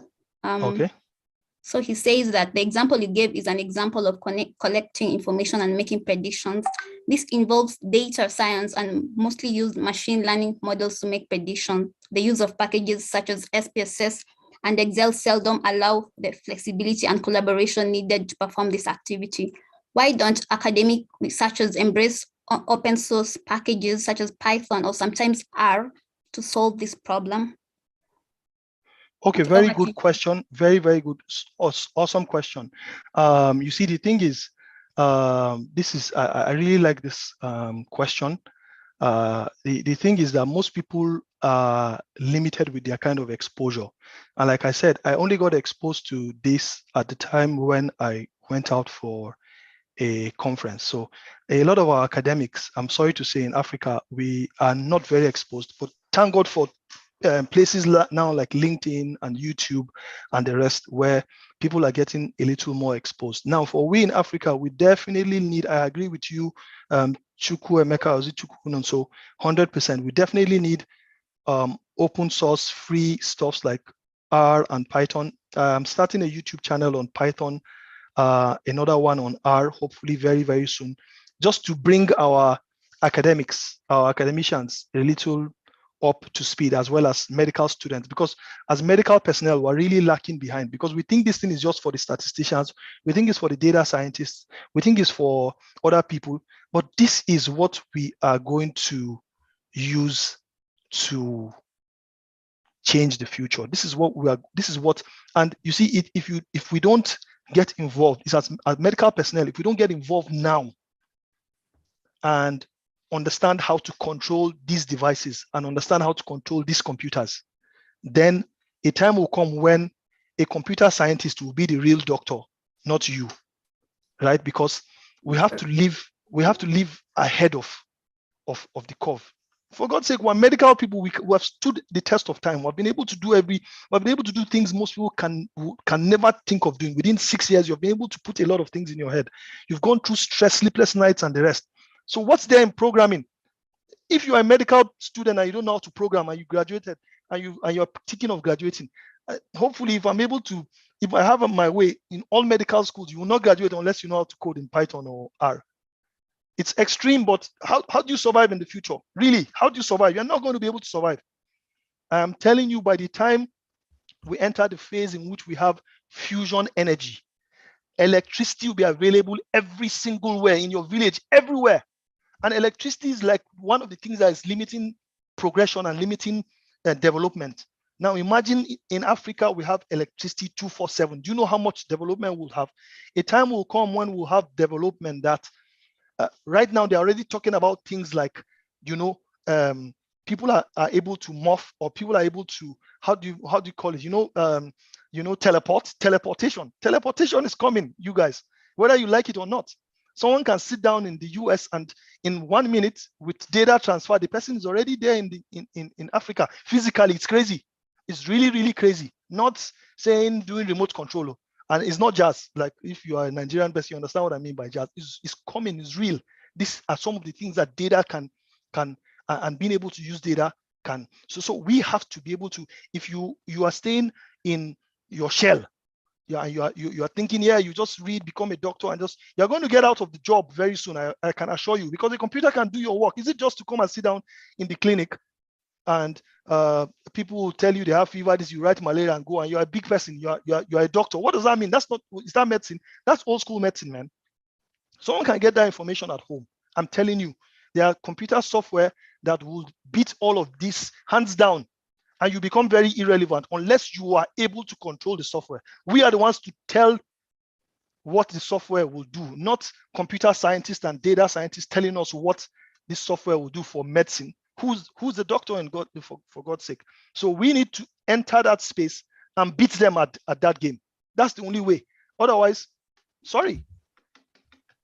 And then if your knowledge is based on you cramming some books and the rest like that, well, unfortunately for most of us, we don't know.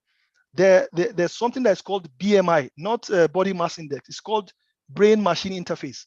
They are fusing human beings with machines. They are putting small chips in people's heads. And when you put the chip in someone's head, the person, for God's sake, how do you even do exams again, right? He doesn't need a phone. He doesn't need to chat you. He just thinks about it and you have it on your he thinks about you and he's talking to you in his head. It's crazy.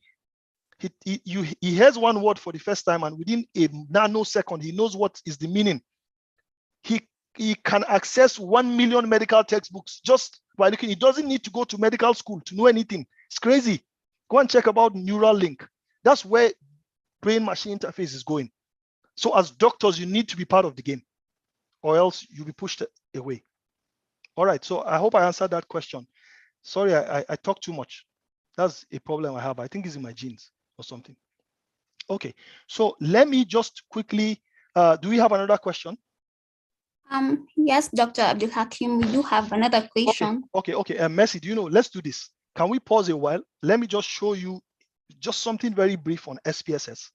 There are a lot of things that you can do with SPSS, even though the problem with SPSS, and I like that this person brought up this issue, you cannot, SPSS is very expensive. If you are following my YouTube channel, I have a channel specifically for SPSS, even though I have a lot of videos that I'm going to upload very soon, and then you can ask questions also. SPSS is super expensive. People can't pay for it in Africa. That's the truth, right? So you don't have any choice than to use R and Python and all this other free open source software. So I would advise FAMSA that when you're doing your research stuff like this, don't delve too much on this software that you have to pay for. And please don't talk about pirated software. Please don't talk about pirated software. Don't do pirated software. If you do pirated software, you're going to be in trouble. As I'm speaking to you now, I'm not. I don't want to. Most people don't know where I am, but I am where I am because I refuse to use pirated software. If you use pirated software, you get caught. Especially, I sent a link, even though the link was broken, to talk about your what do we call it? Your migration intent. A lot of you want to leave Nigeria. A lot of you want to leave Africa. You want to leave Cameroon. You want to leave Rwanda. You want to leave wherever you are. You want to come and get very good training in the US, UK, and the rest, right? So if you are somewhere that uses pirated software, you're going to be in trouble. By the time they check your computer or they check your history, everything you do on the internet, everything you do on your mobile phone is easily traceable. If I have your mobile phone number now, I can know what you did even yesterday night. It's crazy. That's the power of AI, right? So, and I don't need to be a CIA agent to be able to know that. It's very simple. Very, very simple, right? It's unethical, but it's simple, right? So what are we saying? You need to learn how to use some of these tools, and these are one of the best tools around, Python and R and the rest. Okay, so please let me see if I can do the demo. Continue with the question. Let me try to open up my SPSS. Continue. Can you continue, Messi, whilst I open up my SPSS? Okay, so the next question is from Mohammed Gedi Sheiko, and he asks, before analyzing, what is the importance of testing data normality and how to do that? Very, very good question. This guy, I don't know where this guy came from, but this guy that asked this question is a very, very good guy. Very, very, very, very important. Now, when you talk about normality of data, because when you have numeric data and you want to run analysis, there are some basic assumptions for you to be able to run any statistical test. There are some basic assumptions that you put up. One of the assumptions is the test for normality. Now, if you have data that is normally distributed, it means the data is symmetrical, and the mean, median, and mode are similar, not exactly the same, but they are similar. And that's what is called normally distributed data. Now, if you have a numeric variable, say age, and you want to see what is the best measure to represent it. Remember in the presentation, I said, if you have a numeric variable and you want to do a univariate analysis, one variable, just want to make sense out of one variable. So let's say age. What is the best way of representing the age? If I asked everybody in this group to put in all their ages now. Don't do that. Don't do that. But you drop in all your ages. And then I carry the age. I want to say everybody in this group, I want to represent you, because I can't start saying, if you ask me that, okay, what are the ages of people in this call? We have over 100 people on this call. And I'll start listing out the ages one by one. 1, 2, this one is 23, this one is 16. Look at that guy. That guy is 50 years old. I'm sorry. I don't think there's a 50-year-old medical student. Okay, but right. So by the time in which I say, I start listening out, you already you fall asleep already, you know. So I need to be able to represent, give one single age that represents the ages of everybody here. And then to top it off, I need to be able to give a range, right? Just like I asked about pulse rate initially, right? So the data, when you have data that is normally distributed, the best measure for representing that data is mean as a measure of central tendency, one single figure, and standard deviation as a measure of variation of that data, okay? So if you have data that is not normally distributed, it follows another distribution that is not normally distributed. The mean is not a good measure. You have to use median and range, better still median and interquartile range. Now the question here is, how do you know whether data is not normally distributed or not? Because if I said the mean age of the people here is 17 years old, and the standard deviation of plus or minus 1.5 years, something like that, I might not have given the best measure, even though I've given a measure of summary. I've told you the mean, but that might not have really represented this this group of people here.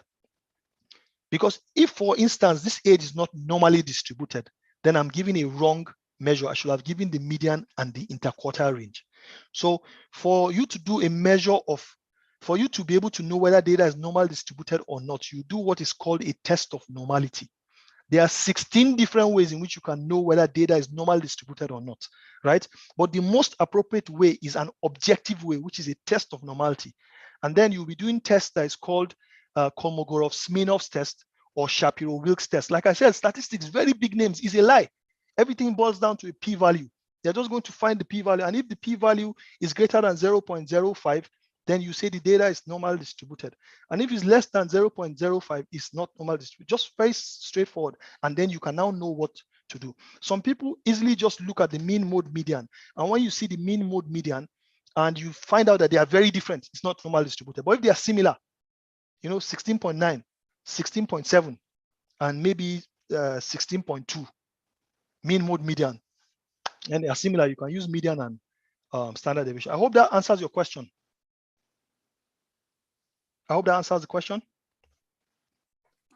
Yeah, I think you adequately answered the question. All right, so let me just give me 1 second. I know we're already out of time, 3 minutes, but I just want to show you people something very important. I want to fulfill, because I have a very good guy, Sadiq. Sadiq is my main guy, and when he invited me, I couldn't say no. So I want to fulfill what he invited me to do.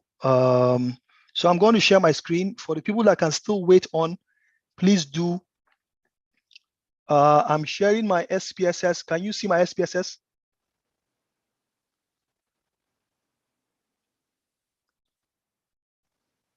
Can you see my screen?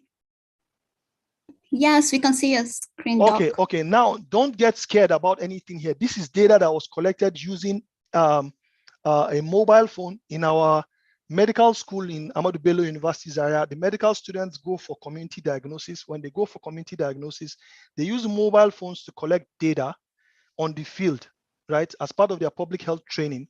And then they use that data to come and make analysis, and we're able to predict, and we're able to do a lot of things with regards to the data from the community. So this is data that we have from the mobile devices. If you want to learn how to do that, please check out my YouTube channel. I don't need all this information, so I'm going to delete it. What is important for me, because these are dates and time, what is important for me is, let's say, so we can see gender here. Can you see this is what is called, this is gender, and this is age. Now, for me to do this a little effectively, and in order to avoid any kind of confusion, I want to do something. Just give me 1 second. I don't know, this stuff is Can you still see my SPSS screen? Yes, it is still visible. Okay, very visible, very good. So let me just describe what you are seeing here. What you are seeing here is a software that is called SPSS. It's a very simple, easy to use software, but it's expensive. It costs like $99 a month for you to use. There's a student version that allows you to use it for 6 months at about $30 or $40. I'm not advertising for SPSS because they don't know me and they don't pay me, but I'm just saying, better still if you can use R or Python, very, very easy stuff to use. Hopefully in other sessions that we have, I'll show you how to use that very simply. And then you can easily follow my my YouTube channel also. Please give me a second. I didn't connect my computer.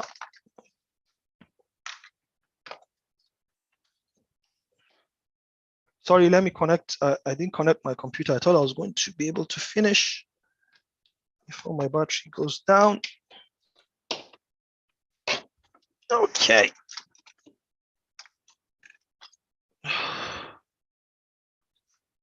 All right. So what you see here is SPSS. Just a second. I want to open a blank slate.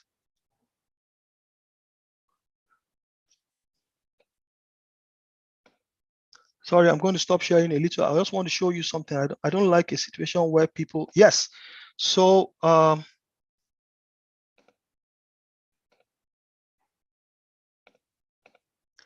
promise it's not going to take more than, I want to just show you how very easy this thing is. How very easy this thing can be.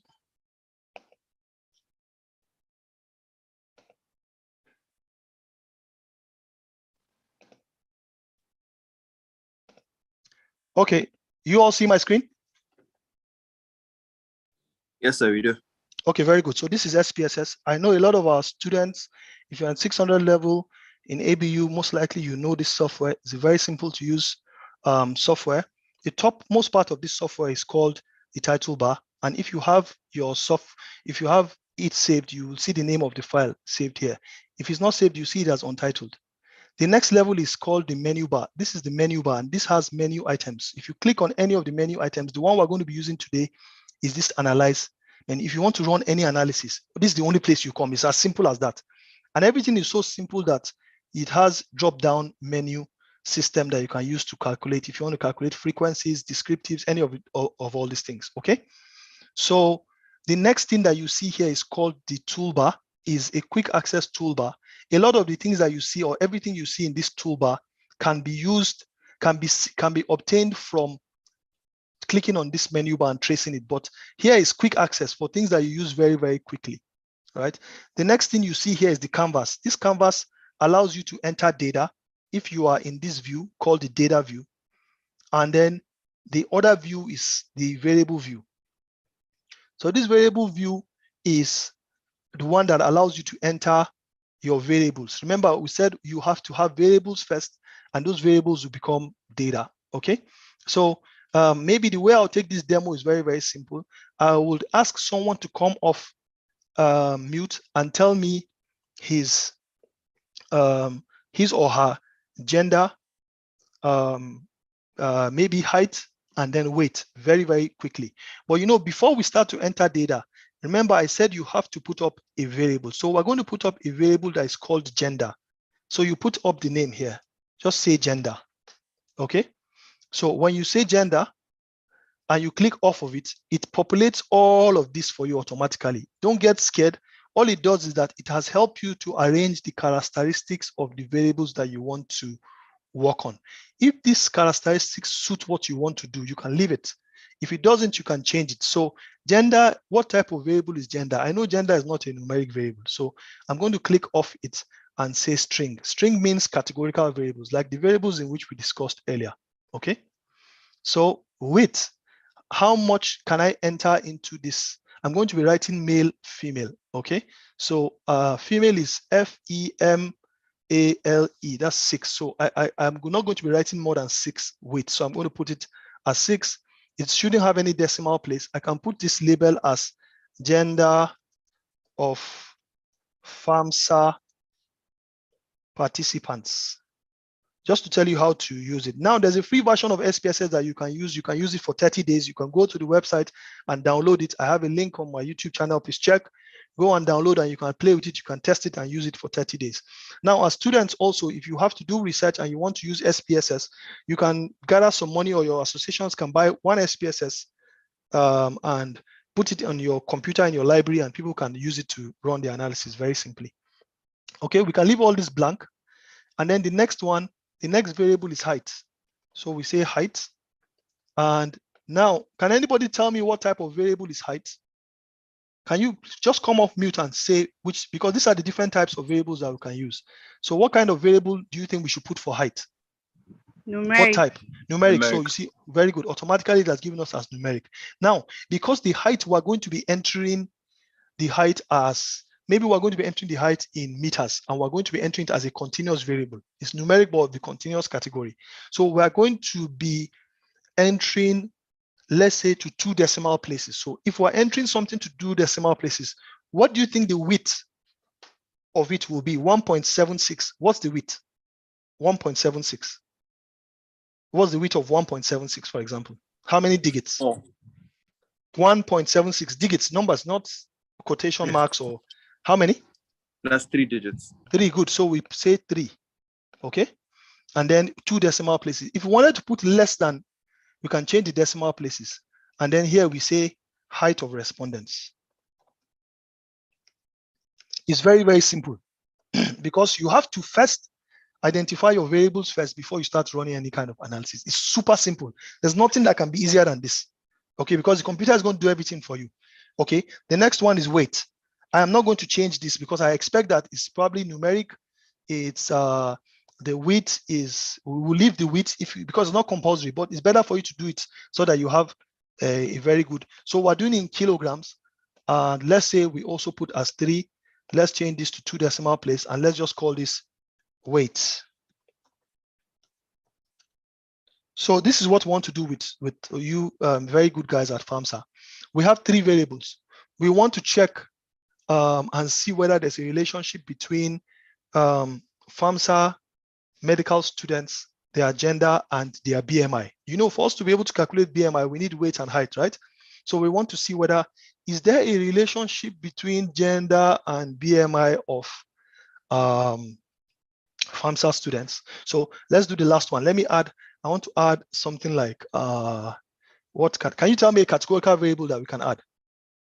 A variable that is categorical, because see, we have a categorical one here, gender, and then we have numeric 2. I want us to add one more categorical variable. Anybody?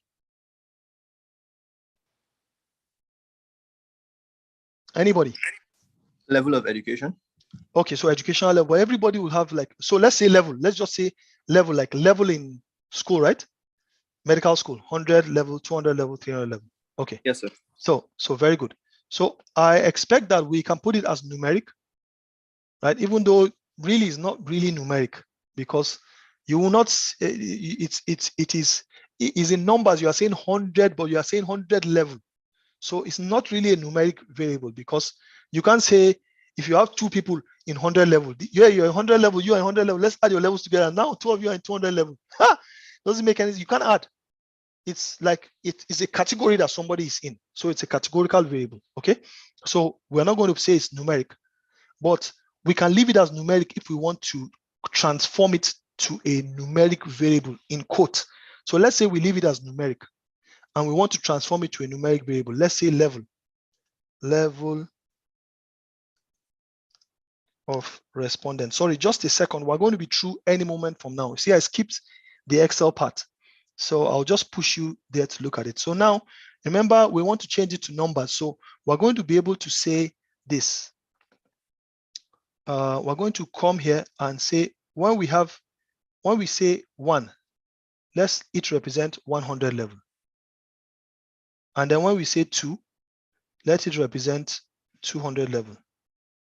When we say 3, let it represent 300 level. When we say 4, let it represent 400 level. You can see it's coming in 2 decimal places, but don't worry, 400 level. And then when we say 5, let's say 500 level. And when we say 6, I promise you I'll be stopping in the next 5 minutes, hopefully, God willing, because I know we're already. So 6, they say 600 level. I just want to show you how very easy this is. Okay, so if we've done that, we say okay, and that's that. I want to change this to no decimal place, and that's that. So if you notice what we've done, we have first defined our variables, like how I said in the presentation. So I've defined our variables, and then the next thing we want to do now is to put in our data. So imagine that we want to enter the data. So what I just did was that I moved down here and I went to the data view. I want to enter our data. Now, in this place where we enter the data, each row here represents one individual, and each column here represents the variable. So someone should come off the mic and tell me his or her gender, height, weight, and level. Just give me fictitious values, don't worry. I just want to show you how to enter this. Anybody? Good evening, sir. Yeah, good evening. My name is Fortune, and I'm a gender male. Male, good. All right, height. Height. Are we using meters? Yeah, let's use meters. 194 meters. 1.94, very good. And then 194 centimeters, 1.94 meters. Then your weight, just give me anything, don't worry. Weight 74. 74, that's close to an ideal weight, very good. And then what level are you in? 200 level. 200 levels, very, very good. So you can see we've entered his data, very simple. Someone else, can someone else come up? I'll need like 5 people very quickly. I have like 3 more minutes. Someone else? Hello. Yep, go ahead. Yep. Good evening, sir. Good evening. Go ahead. Yes. Okay, we are starting with male. Yeah, okay, very good. So you can see I'm just entering it. It's very simple. Height is 1.5. Hey, that's short, Oga. Chairman. All right, continue. Don't worry. All right. Okay. Weight is 65. 65, man. Okay, that's good. Then what Level level are you in? 300 level, sir. 300 level. Very good. Thank you for that. Anybody else? A female? Just come off mute. Don't worry. I'm seeing people raising up their hands. Just come off mute. If a female, come off mute. Say because of time. Come off mute. Female. Okay, go ahead. Female. Yep. Okay, there was Farida that had her hand up. Farida, you can go ahead. Gender, female. Okay. Height, 1.67. 6'7", not bad. Okay, weight. 67. Good. And then level. 200. 200. Very good. Okay. Another person. I thought Asila wanted to say something. Yes, sir. Okay, Female. go ahead. All right. Height 1.70.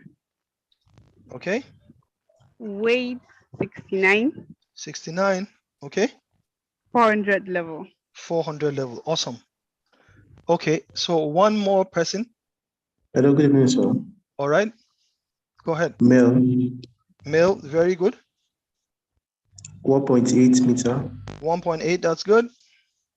78 kilograms. 78 kilograms, awesome. 400 level. 400 levels, very good. So let's assume this is the data that we have, right?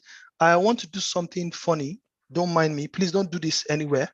I'm just trying to get more data so you can see what I did. I just copied and pasted. Don't do this. It's illegal if you do stuff like you collect real data and come and put it in. But you know, we're running short of time. I just want to show you stuff like this. So, okay, so fine. Now, what we're going to do is we have this data. Imagine that we went to, we collected this data from you guys now, and we want to use this for research. We have finished. Now, always remember to save. And if you're doing a research, always also remember to save. Don't save on your computer. Don't save on a flash drive. Save on the cloud.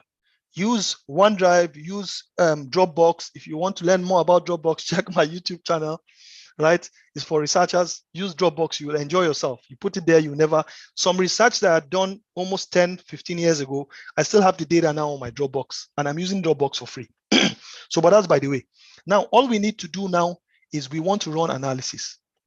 First of all, we want to do univariate analysis, one variable at a time. So in order for you to do that, all you need to do is, let's summarize the gender. Gender is the first variable. Let's say analyze. So you click on analyze and just come to descriptive statistics and then say frequencies. Very, very simple. So when you click on this, can you see the dialog box that comes up? Can you see this? You need to come off mute. I'm not looking at the chat. Very good. So you just put in whichever variable you want to analyze. Like me, I'm just dragging and dropping gender. You can also use this arrow. So click on the one and put it in. And all you just do is to say, okay. Now, it has shown on my screen. I don't know, is this showing on, can you see it? Or you're still seeing my SPSS? No, we're still seeing your SPSS. Sir. Okay, I have to share. I have to do a new share. Oh my God. Okay. All right, so this is what comes up. Can you see this? Yes, we can. Yes. Okay, sir, can anybody interpret this data that we have up here now? Because this is already data analysis. We've done very quickly within 1 second. Can anybody interpret what we're seeing up here? Starting from here, just come off mute, feel free. Don't worry, we're discussing, we're all colleagues. Just come up, feel free. We have 1 more minute. Can you, just come off mute. Don't raise up your hands. I can't follow you. We can see that there are 19 respondents, and then there are 6 females, 9 males. Okay. Total of 15. 15. The females very make good. up 40%. The males very make good. up 60%. 100%. That's awesome. That's awesome. All right. So I'm going to do this again. Now, let me see if I can share my screen. So you can see my screen, right? Can you see my SPSS now? Yes, sir. we can. Awesome. Now we can do this at once. Remember, we just did 1. So imagine we come to say, analyze descriptive statistics, frequencies, and we put in all of this. I just say Control A and I put in all. So it gives us these results immediately within a second, fraction of a second. See the gender here, see the height, see the weight, see the level of respondents. Does it make any sense? Easy peasy, right? Easy peasy, right? Very, very easy. Very, very easy. I can do the same thing on this screen here and go to, let me see. Now we can do a lot. We can do a lot with this data that we have. A lot of stuff we can do. So let me come to the frequency. And now remember that I said that when we're dealing with numeric variables, we are not going to want to be doing frequency and percent. It doesn't look very well when we did that data. We want to be doing measures of central tendency and measures of dispersion. Check this out. When I come here, I'm just going to reset this, but this time I'm going to say analyze descriptive statistics, and check this out. I'm saying explore. So I want to explore. All right. And then I'm going to put in height. Let's put in height. And then I can come to this edge here and say statistics. Can you see this dialog box? Yes, sir. Okay. So I can select whatever I want to select here. Now, see someone asking about normality tests, right? One guy was asking about normality tests. I can select normality plots with tests and then continue. I can just go through any of all these options. The sky is your limit. Just go, man. Just continue, try, and then I click. Now, see what happens when I do that. Automatically, within a second, I have the data analyzed. So it's saying the height of respondents, there are 15 people, 100%, no missing. Now, look at how crazy this thing can get. It has given me the mean. This is the mean error, right, of the height. Look at the mean height, 1.72. Look at the standard error. Look at the 95% confidence interval. These are all the things you do wahala and calculate with your hand, right? Check out the 5% trimmed mean. Check out the median. Check out the variance.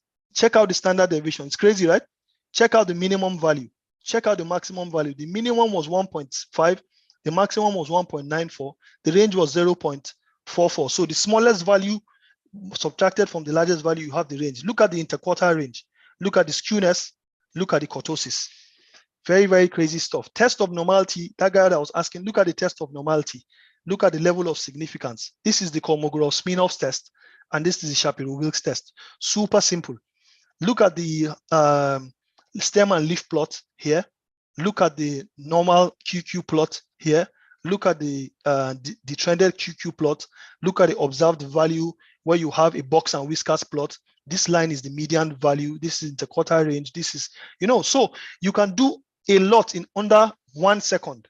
This is SPSS for you. Very, very simple software to use. All you need to know is to know which variable to use. Now, it can get crazy if imagine I went and I said, so if you are watching, now I did this because I knew this variable was a numeric variable. What if I did this, analyze, descriptive statistics, explore, and then look at how crazy it gets. I remove height and then I say gender. Maybe I just don't know what I'm doing because I don't understand statistics very well. I don't understand data analysis. SPSS, because I defined the variable properly. SPSS is not going to allow me to do this because it says you cannot use string variables to go and be finding mean. What do you mean by finding the mean of male, female? What will you get? So, but if you didn't put it properly, then you're going to get a result. So look at something like level of respondents. Now look at how crazy it gets. I can put this here because I made it a numeric variable and I labeled it 1, 2, 3, 4, 5. So I'm going to say, okay, now let's see whether this makes any sense. The mean level is 300 level. Does this make any sense? Doesn't make any sense. The median value is 300 level. The variance is this. The standard deviation is 92. What is 92? Standard deviation 92 of level. Minimum level is 200. This one makes some sense, maybe. The range is 200. The interquartile range, by the time you start to come to skewness code, the whole thing just starts to mess up, right? So you need to know the kind of variable that you have for you to be able to know the best kind of analysis to do. This is SPSS. This is how to use SPSS. Anytime you finish your analysis, make sure you save. Remember, save to the cloud. Don't save to your desktop or your flash drive because you're going to be dealing with data. I'm sure in one of the sessions you have, they'll be telling you about ethical issues that have to do with confidentiality and a lot of things that have to do with handling data, the data governance. So you have to be careful with data of individuals I have collected. Ideally, the data that you should be using should be de-identified data and data that you can use for research. So I wish you guys all the best. If you have people that can still stay on the call for questions and answers, I'm still available, even though it's way beyond what I planned for. But I'm still happy to wait and answer questions for individuals. A lot of what I've talked about is explained with profound detail on my 3 YouTube channels. I have a YouTube channel that tells you about statistics, basically how you can do some of these things with hand in a very, very nice and nifty fashion. I have a YouTube channel that tells you about SPSS. Any question you have about SPSS, you are doing some research, you don't know how to do it, drop me a comment. I'm going to look at it. I'm going to show you how to do it, and it's going to benefit you and going to benefit every other subscriber. I have another channel that it's public health resources. Everything that has to do with public and global health is there. How you can collect data using mobile phones, how you can collect data online, how you can do analysis. Everything is there. Feel free to subscribe. Feel free to share with your school. Feel free to follow our community. I have other channels also on TikTok, Pinterest. We're just everywhere just to be able to bring us out of our ignorance and help us to on the charts for a better future. The future is going to be interesting. The future is starting already. The future has started. The future is now. And you guys are the guys that are going to help us to save Africa. So I wish you guys all the best. I'm going to pause now and answer questions. Please come off chat. Come off the chat and just ask your questions because time is of the essence here. Thank you so much. Thank you very much, Dr. Abdul Hamid. So in the interest of time, I'd just like to take 2 more questions from the audience. So okay. Sister Mukasa Lawrence asks, between Stata and SPSS, which one is better during data analysis? Says Mukasa, very good question, super good question, very, very good question. Now, I as a lecturer and a data analyst, a data scientist, a public health informatics, I have noticed a lot of things. I've taught a lot of people how to use software for data analysis. I know how to use most of the software. I'm learning how to use other software very super crazy software like Hadoop, Spark, Apache, crazy software that is used for big data. Some of this other software that we're using cannot be used for big data. Now, why I'm trying to say this is when you see people that don't know about the use of software, they go into this war. Which software is better? SPSS is better than Stata. If you check somebody that is saying that, go and check him out. He only knows how to use SPSS. Stata is better than SPSS. Don't mind this. It's like saying Pepsi and Coke. You're wasting your time. It's almost about the same companies. Don't worry, they're playing your heads. You're saying this company is better than that company. They're playing your heads. Everyone has his own strengths and weaknesses, but most of them can do the basic analysis that you need, right? So SPSS is expensive. Stata is super expensive, right? An average flavor of Stata is like, I think the student version is close to like $1,500. There's a Stata version that is close to about $3,000, $4,000. Very crazy stuff, right? So I strongly advise you to, if your school buys Stata and SPSS for you to use, learn how to use the one that you have access to, right? In the US, most schools have, as a student, they give you access to this software to use. You just log into their stuff and you use it for free, right? A lot of organizations to do. Hopefully in Africa, to some of our organizations are coming up, like in Nigeria. I know the NCDC also helps out with some of, the Nigerian Center for Disease Control helps out with some of this software. So, but if you're working on your own, like what most African people will do for now, I strongly suggest that you use a free software, please, because most software companies are now going into what is called SaaS, software as a service, SaaS. So you pay for it. They won't give you just download and pay once. No. You'll be paying per month or paying per year. This is a bad time to be an African, right? Because you don't have the dollars. Most of our currency is not really very good, and you have to use these tools. So I strongly suggest that try to learn how to use R. Very, very important. Try to learn how to use Python. These things are free, and hopefully they're going to be free forever, right? So look for those free software, and they're very powerful. One of the most powerful stuff for statistical analysis is R. One of the most powerful software that you can use for AI, machine learning, deep learning, and the rest is Python. Python has very, very good packages, and they're developing them well. So I'm not going to join the wars of saying which one is better, right? All of them can do the basic analysis. If it's basic analysis they are doing, fine. It's when you go up to big data now that you now start seeing some big differences, and most of us don't even have access to big data in the first place. All right. I hope that answers your question. It has been well answered. So moving on to the next question, we have a question from Ada. She says, what's the concept of cleaning your data before analysis? Awesome question. It's part of what I wanted to discuss. Unfortunately, we didn't have time. The data that you have, the data that you have collected, the decision that you make from the data is as good as the data itself.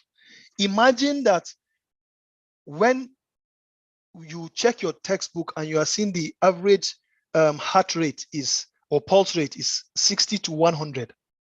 And the range is 60 to 100, and the average is about 72 or something like that. Imagine that data that they used to come to that decision, collecting data from thousands and millions of human beings from different parts of the world, Africa, US, different places. Imagine that the data that they used was wrong. The decision that will come from it is wrong. The knowledge that you get from that data is wrong. So when you are collecting data, it's very important that you collect it in such a way that it gives you the actual representation of that data. And when you collect data, sometimes you might have data that is entered in a wrong way, right? Or collected in a wrong way. Some of that data that is collected in a wrong way, if you put it into your analysis, is going to affect the results of your analysis.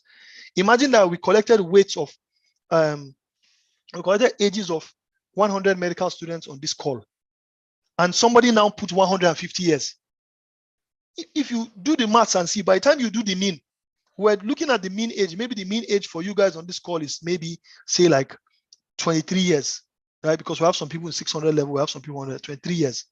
By the time in which somebody puts 150 years, oh my God, it will say the mean age is like maybe 70 years or something. It's crazy. It has spoiled the whole data.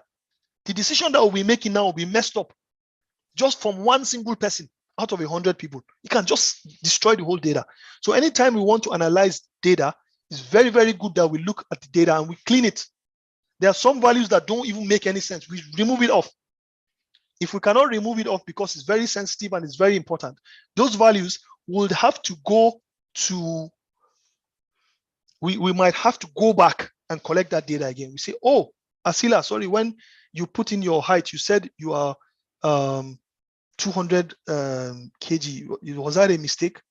Yeah, it's a mistake. It's actually 67, So you can go back and check. But in situations where you can't go back and you have enough data to represent, you have data that has reached the minimum sample size that you need, you can delete off that stuff. That's part of cleaning. So cleaning is a process where the data that you have collected, even though you try to collect it as good as possible, to the best manner as possible, using very good variables to collect the data, you want to also look at it and clean it so that by the time you are using the data for analysis, you are going to be working very well. One of the ways in which you do this is by doing this data cleaning or data cleansing. It means about the same or similar stuff. I hope this answers your question.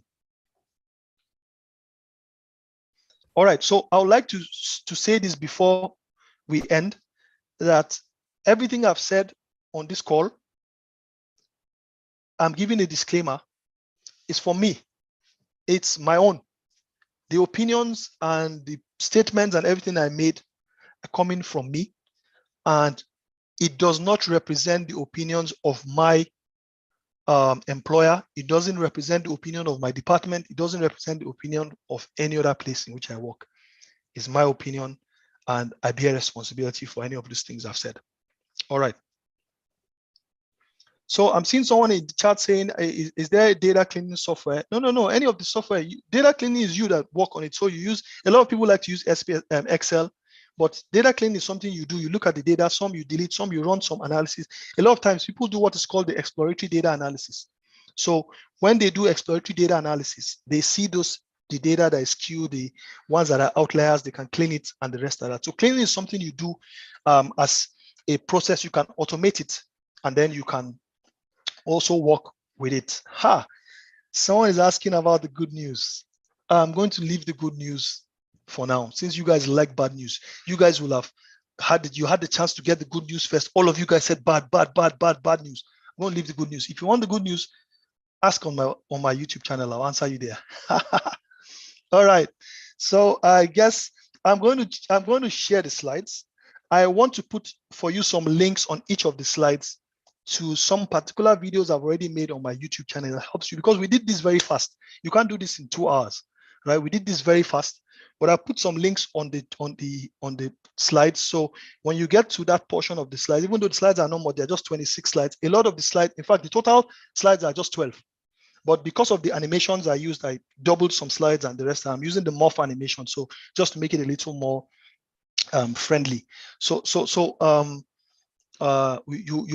can, once you're going through the slides, you can click on the link and it takes you directly to YouTube. Please ensure you subscribe. Please share with your colleagues, share with your friends, please share with everybody so that they can also benefit. Let's take Africa to the next level. All right. Whoa, we spent like 39 extra minutes. Sorry for that. Okay, thank you very much, sir, for the very detailed presentation. I believe that the questions asked today have been succinctly and intricately answered by you. Thank you very much to the audience for being a captive, inquisitive, and one that is eager to learn. Now I'd love to pass the baton over to Mr. Sadiq, who is the head of projects subcommittee at FAMSA SCOMA, to make the closing remarks. Over to you, Mr. Sadiq. Thank you very much, Messi. And thank you very much, Analytical, my main guy, Sadiq. Thank you very much, sir, for the very detailed presentation. As you're presenting and I saw the application of SPSS, I just kept thinking of how I could have used that application in biostatistics exams in 200 levels. It would have been an amazing hack. But the knowledge that you've shared with us today with regards to data and application of data science and analysis has been has been very valuable. It's something that will continue to apply continuously. And then also I have shared the links to all 3 YouTube channels in the chat box. Everyone that is present with us can also check all the links, and you can go and get all the extra information from the channels. Because just like he said, all the information, we cannot cover it all in 2 hours. So that is why he has graciously created these channels where he discusses all of this information, SPSS, data analysis. He also discusses the use of, I saw a video on Dropbox as well recently on one of the channels. So you should make sure you go to the channels, you subscribe, you share with your colleagues. Please don't be stingy with information. Share with your colleagues in all your MSAs all across Africa. Let them get access to all of this information for their research and also for their own analysis activities. So I will also be sharing the links in all the WhatsApp groups as well as the Telegram channels, so we can all go ahead and subscribe and follow all the information. We'll also make the recording available as well as the slides after he adds the links, so that you people can go over it, and then you can also clean your data analysis skills, and you can apply it into your research activities. Thank you very much, Dr. Olorukogba, for all the information that you've shared with us. Thank you, guys. Before we close, finally, if there's anything that the chairperson Abdulhamid would like to say, the button is over to you, Abdulhamid. Thank you very much, Sadiq. I want to appreciate Dr. Abdul Hakim for the awesome presentation. We all try to go through the channels and learn more about data analysis. I'm particularly also very interested in data analysis and learning how to. Did you just say data again? Did you just say data? Data analysis. All right, no problem. Go ahead. I'm particularly also very interested in learning about data analysis and how to use them to solve public health issues in Africa. So, and I will try to get in touch with you. And I'm very sure many other people also have been inspired by the presentation. Thank you very much, sir. All right. Thank you so much. Thank you, everyone. And hope to see you guys soon. All right. Thank you very much, sir. Okay. Bye-bye. Have a pleasant day, sir. All right. You too.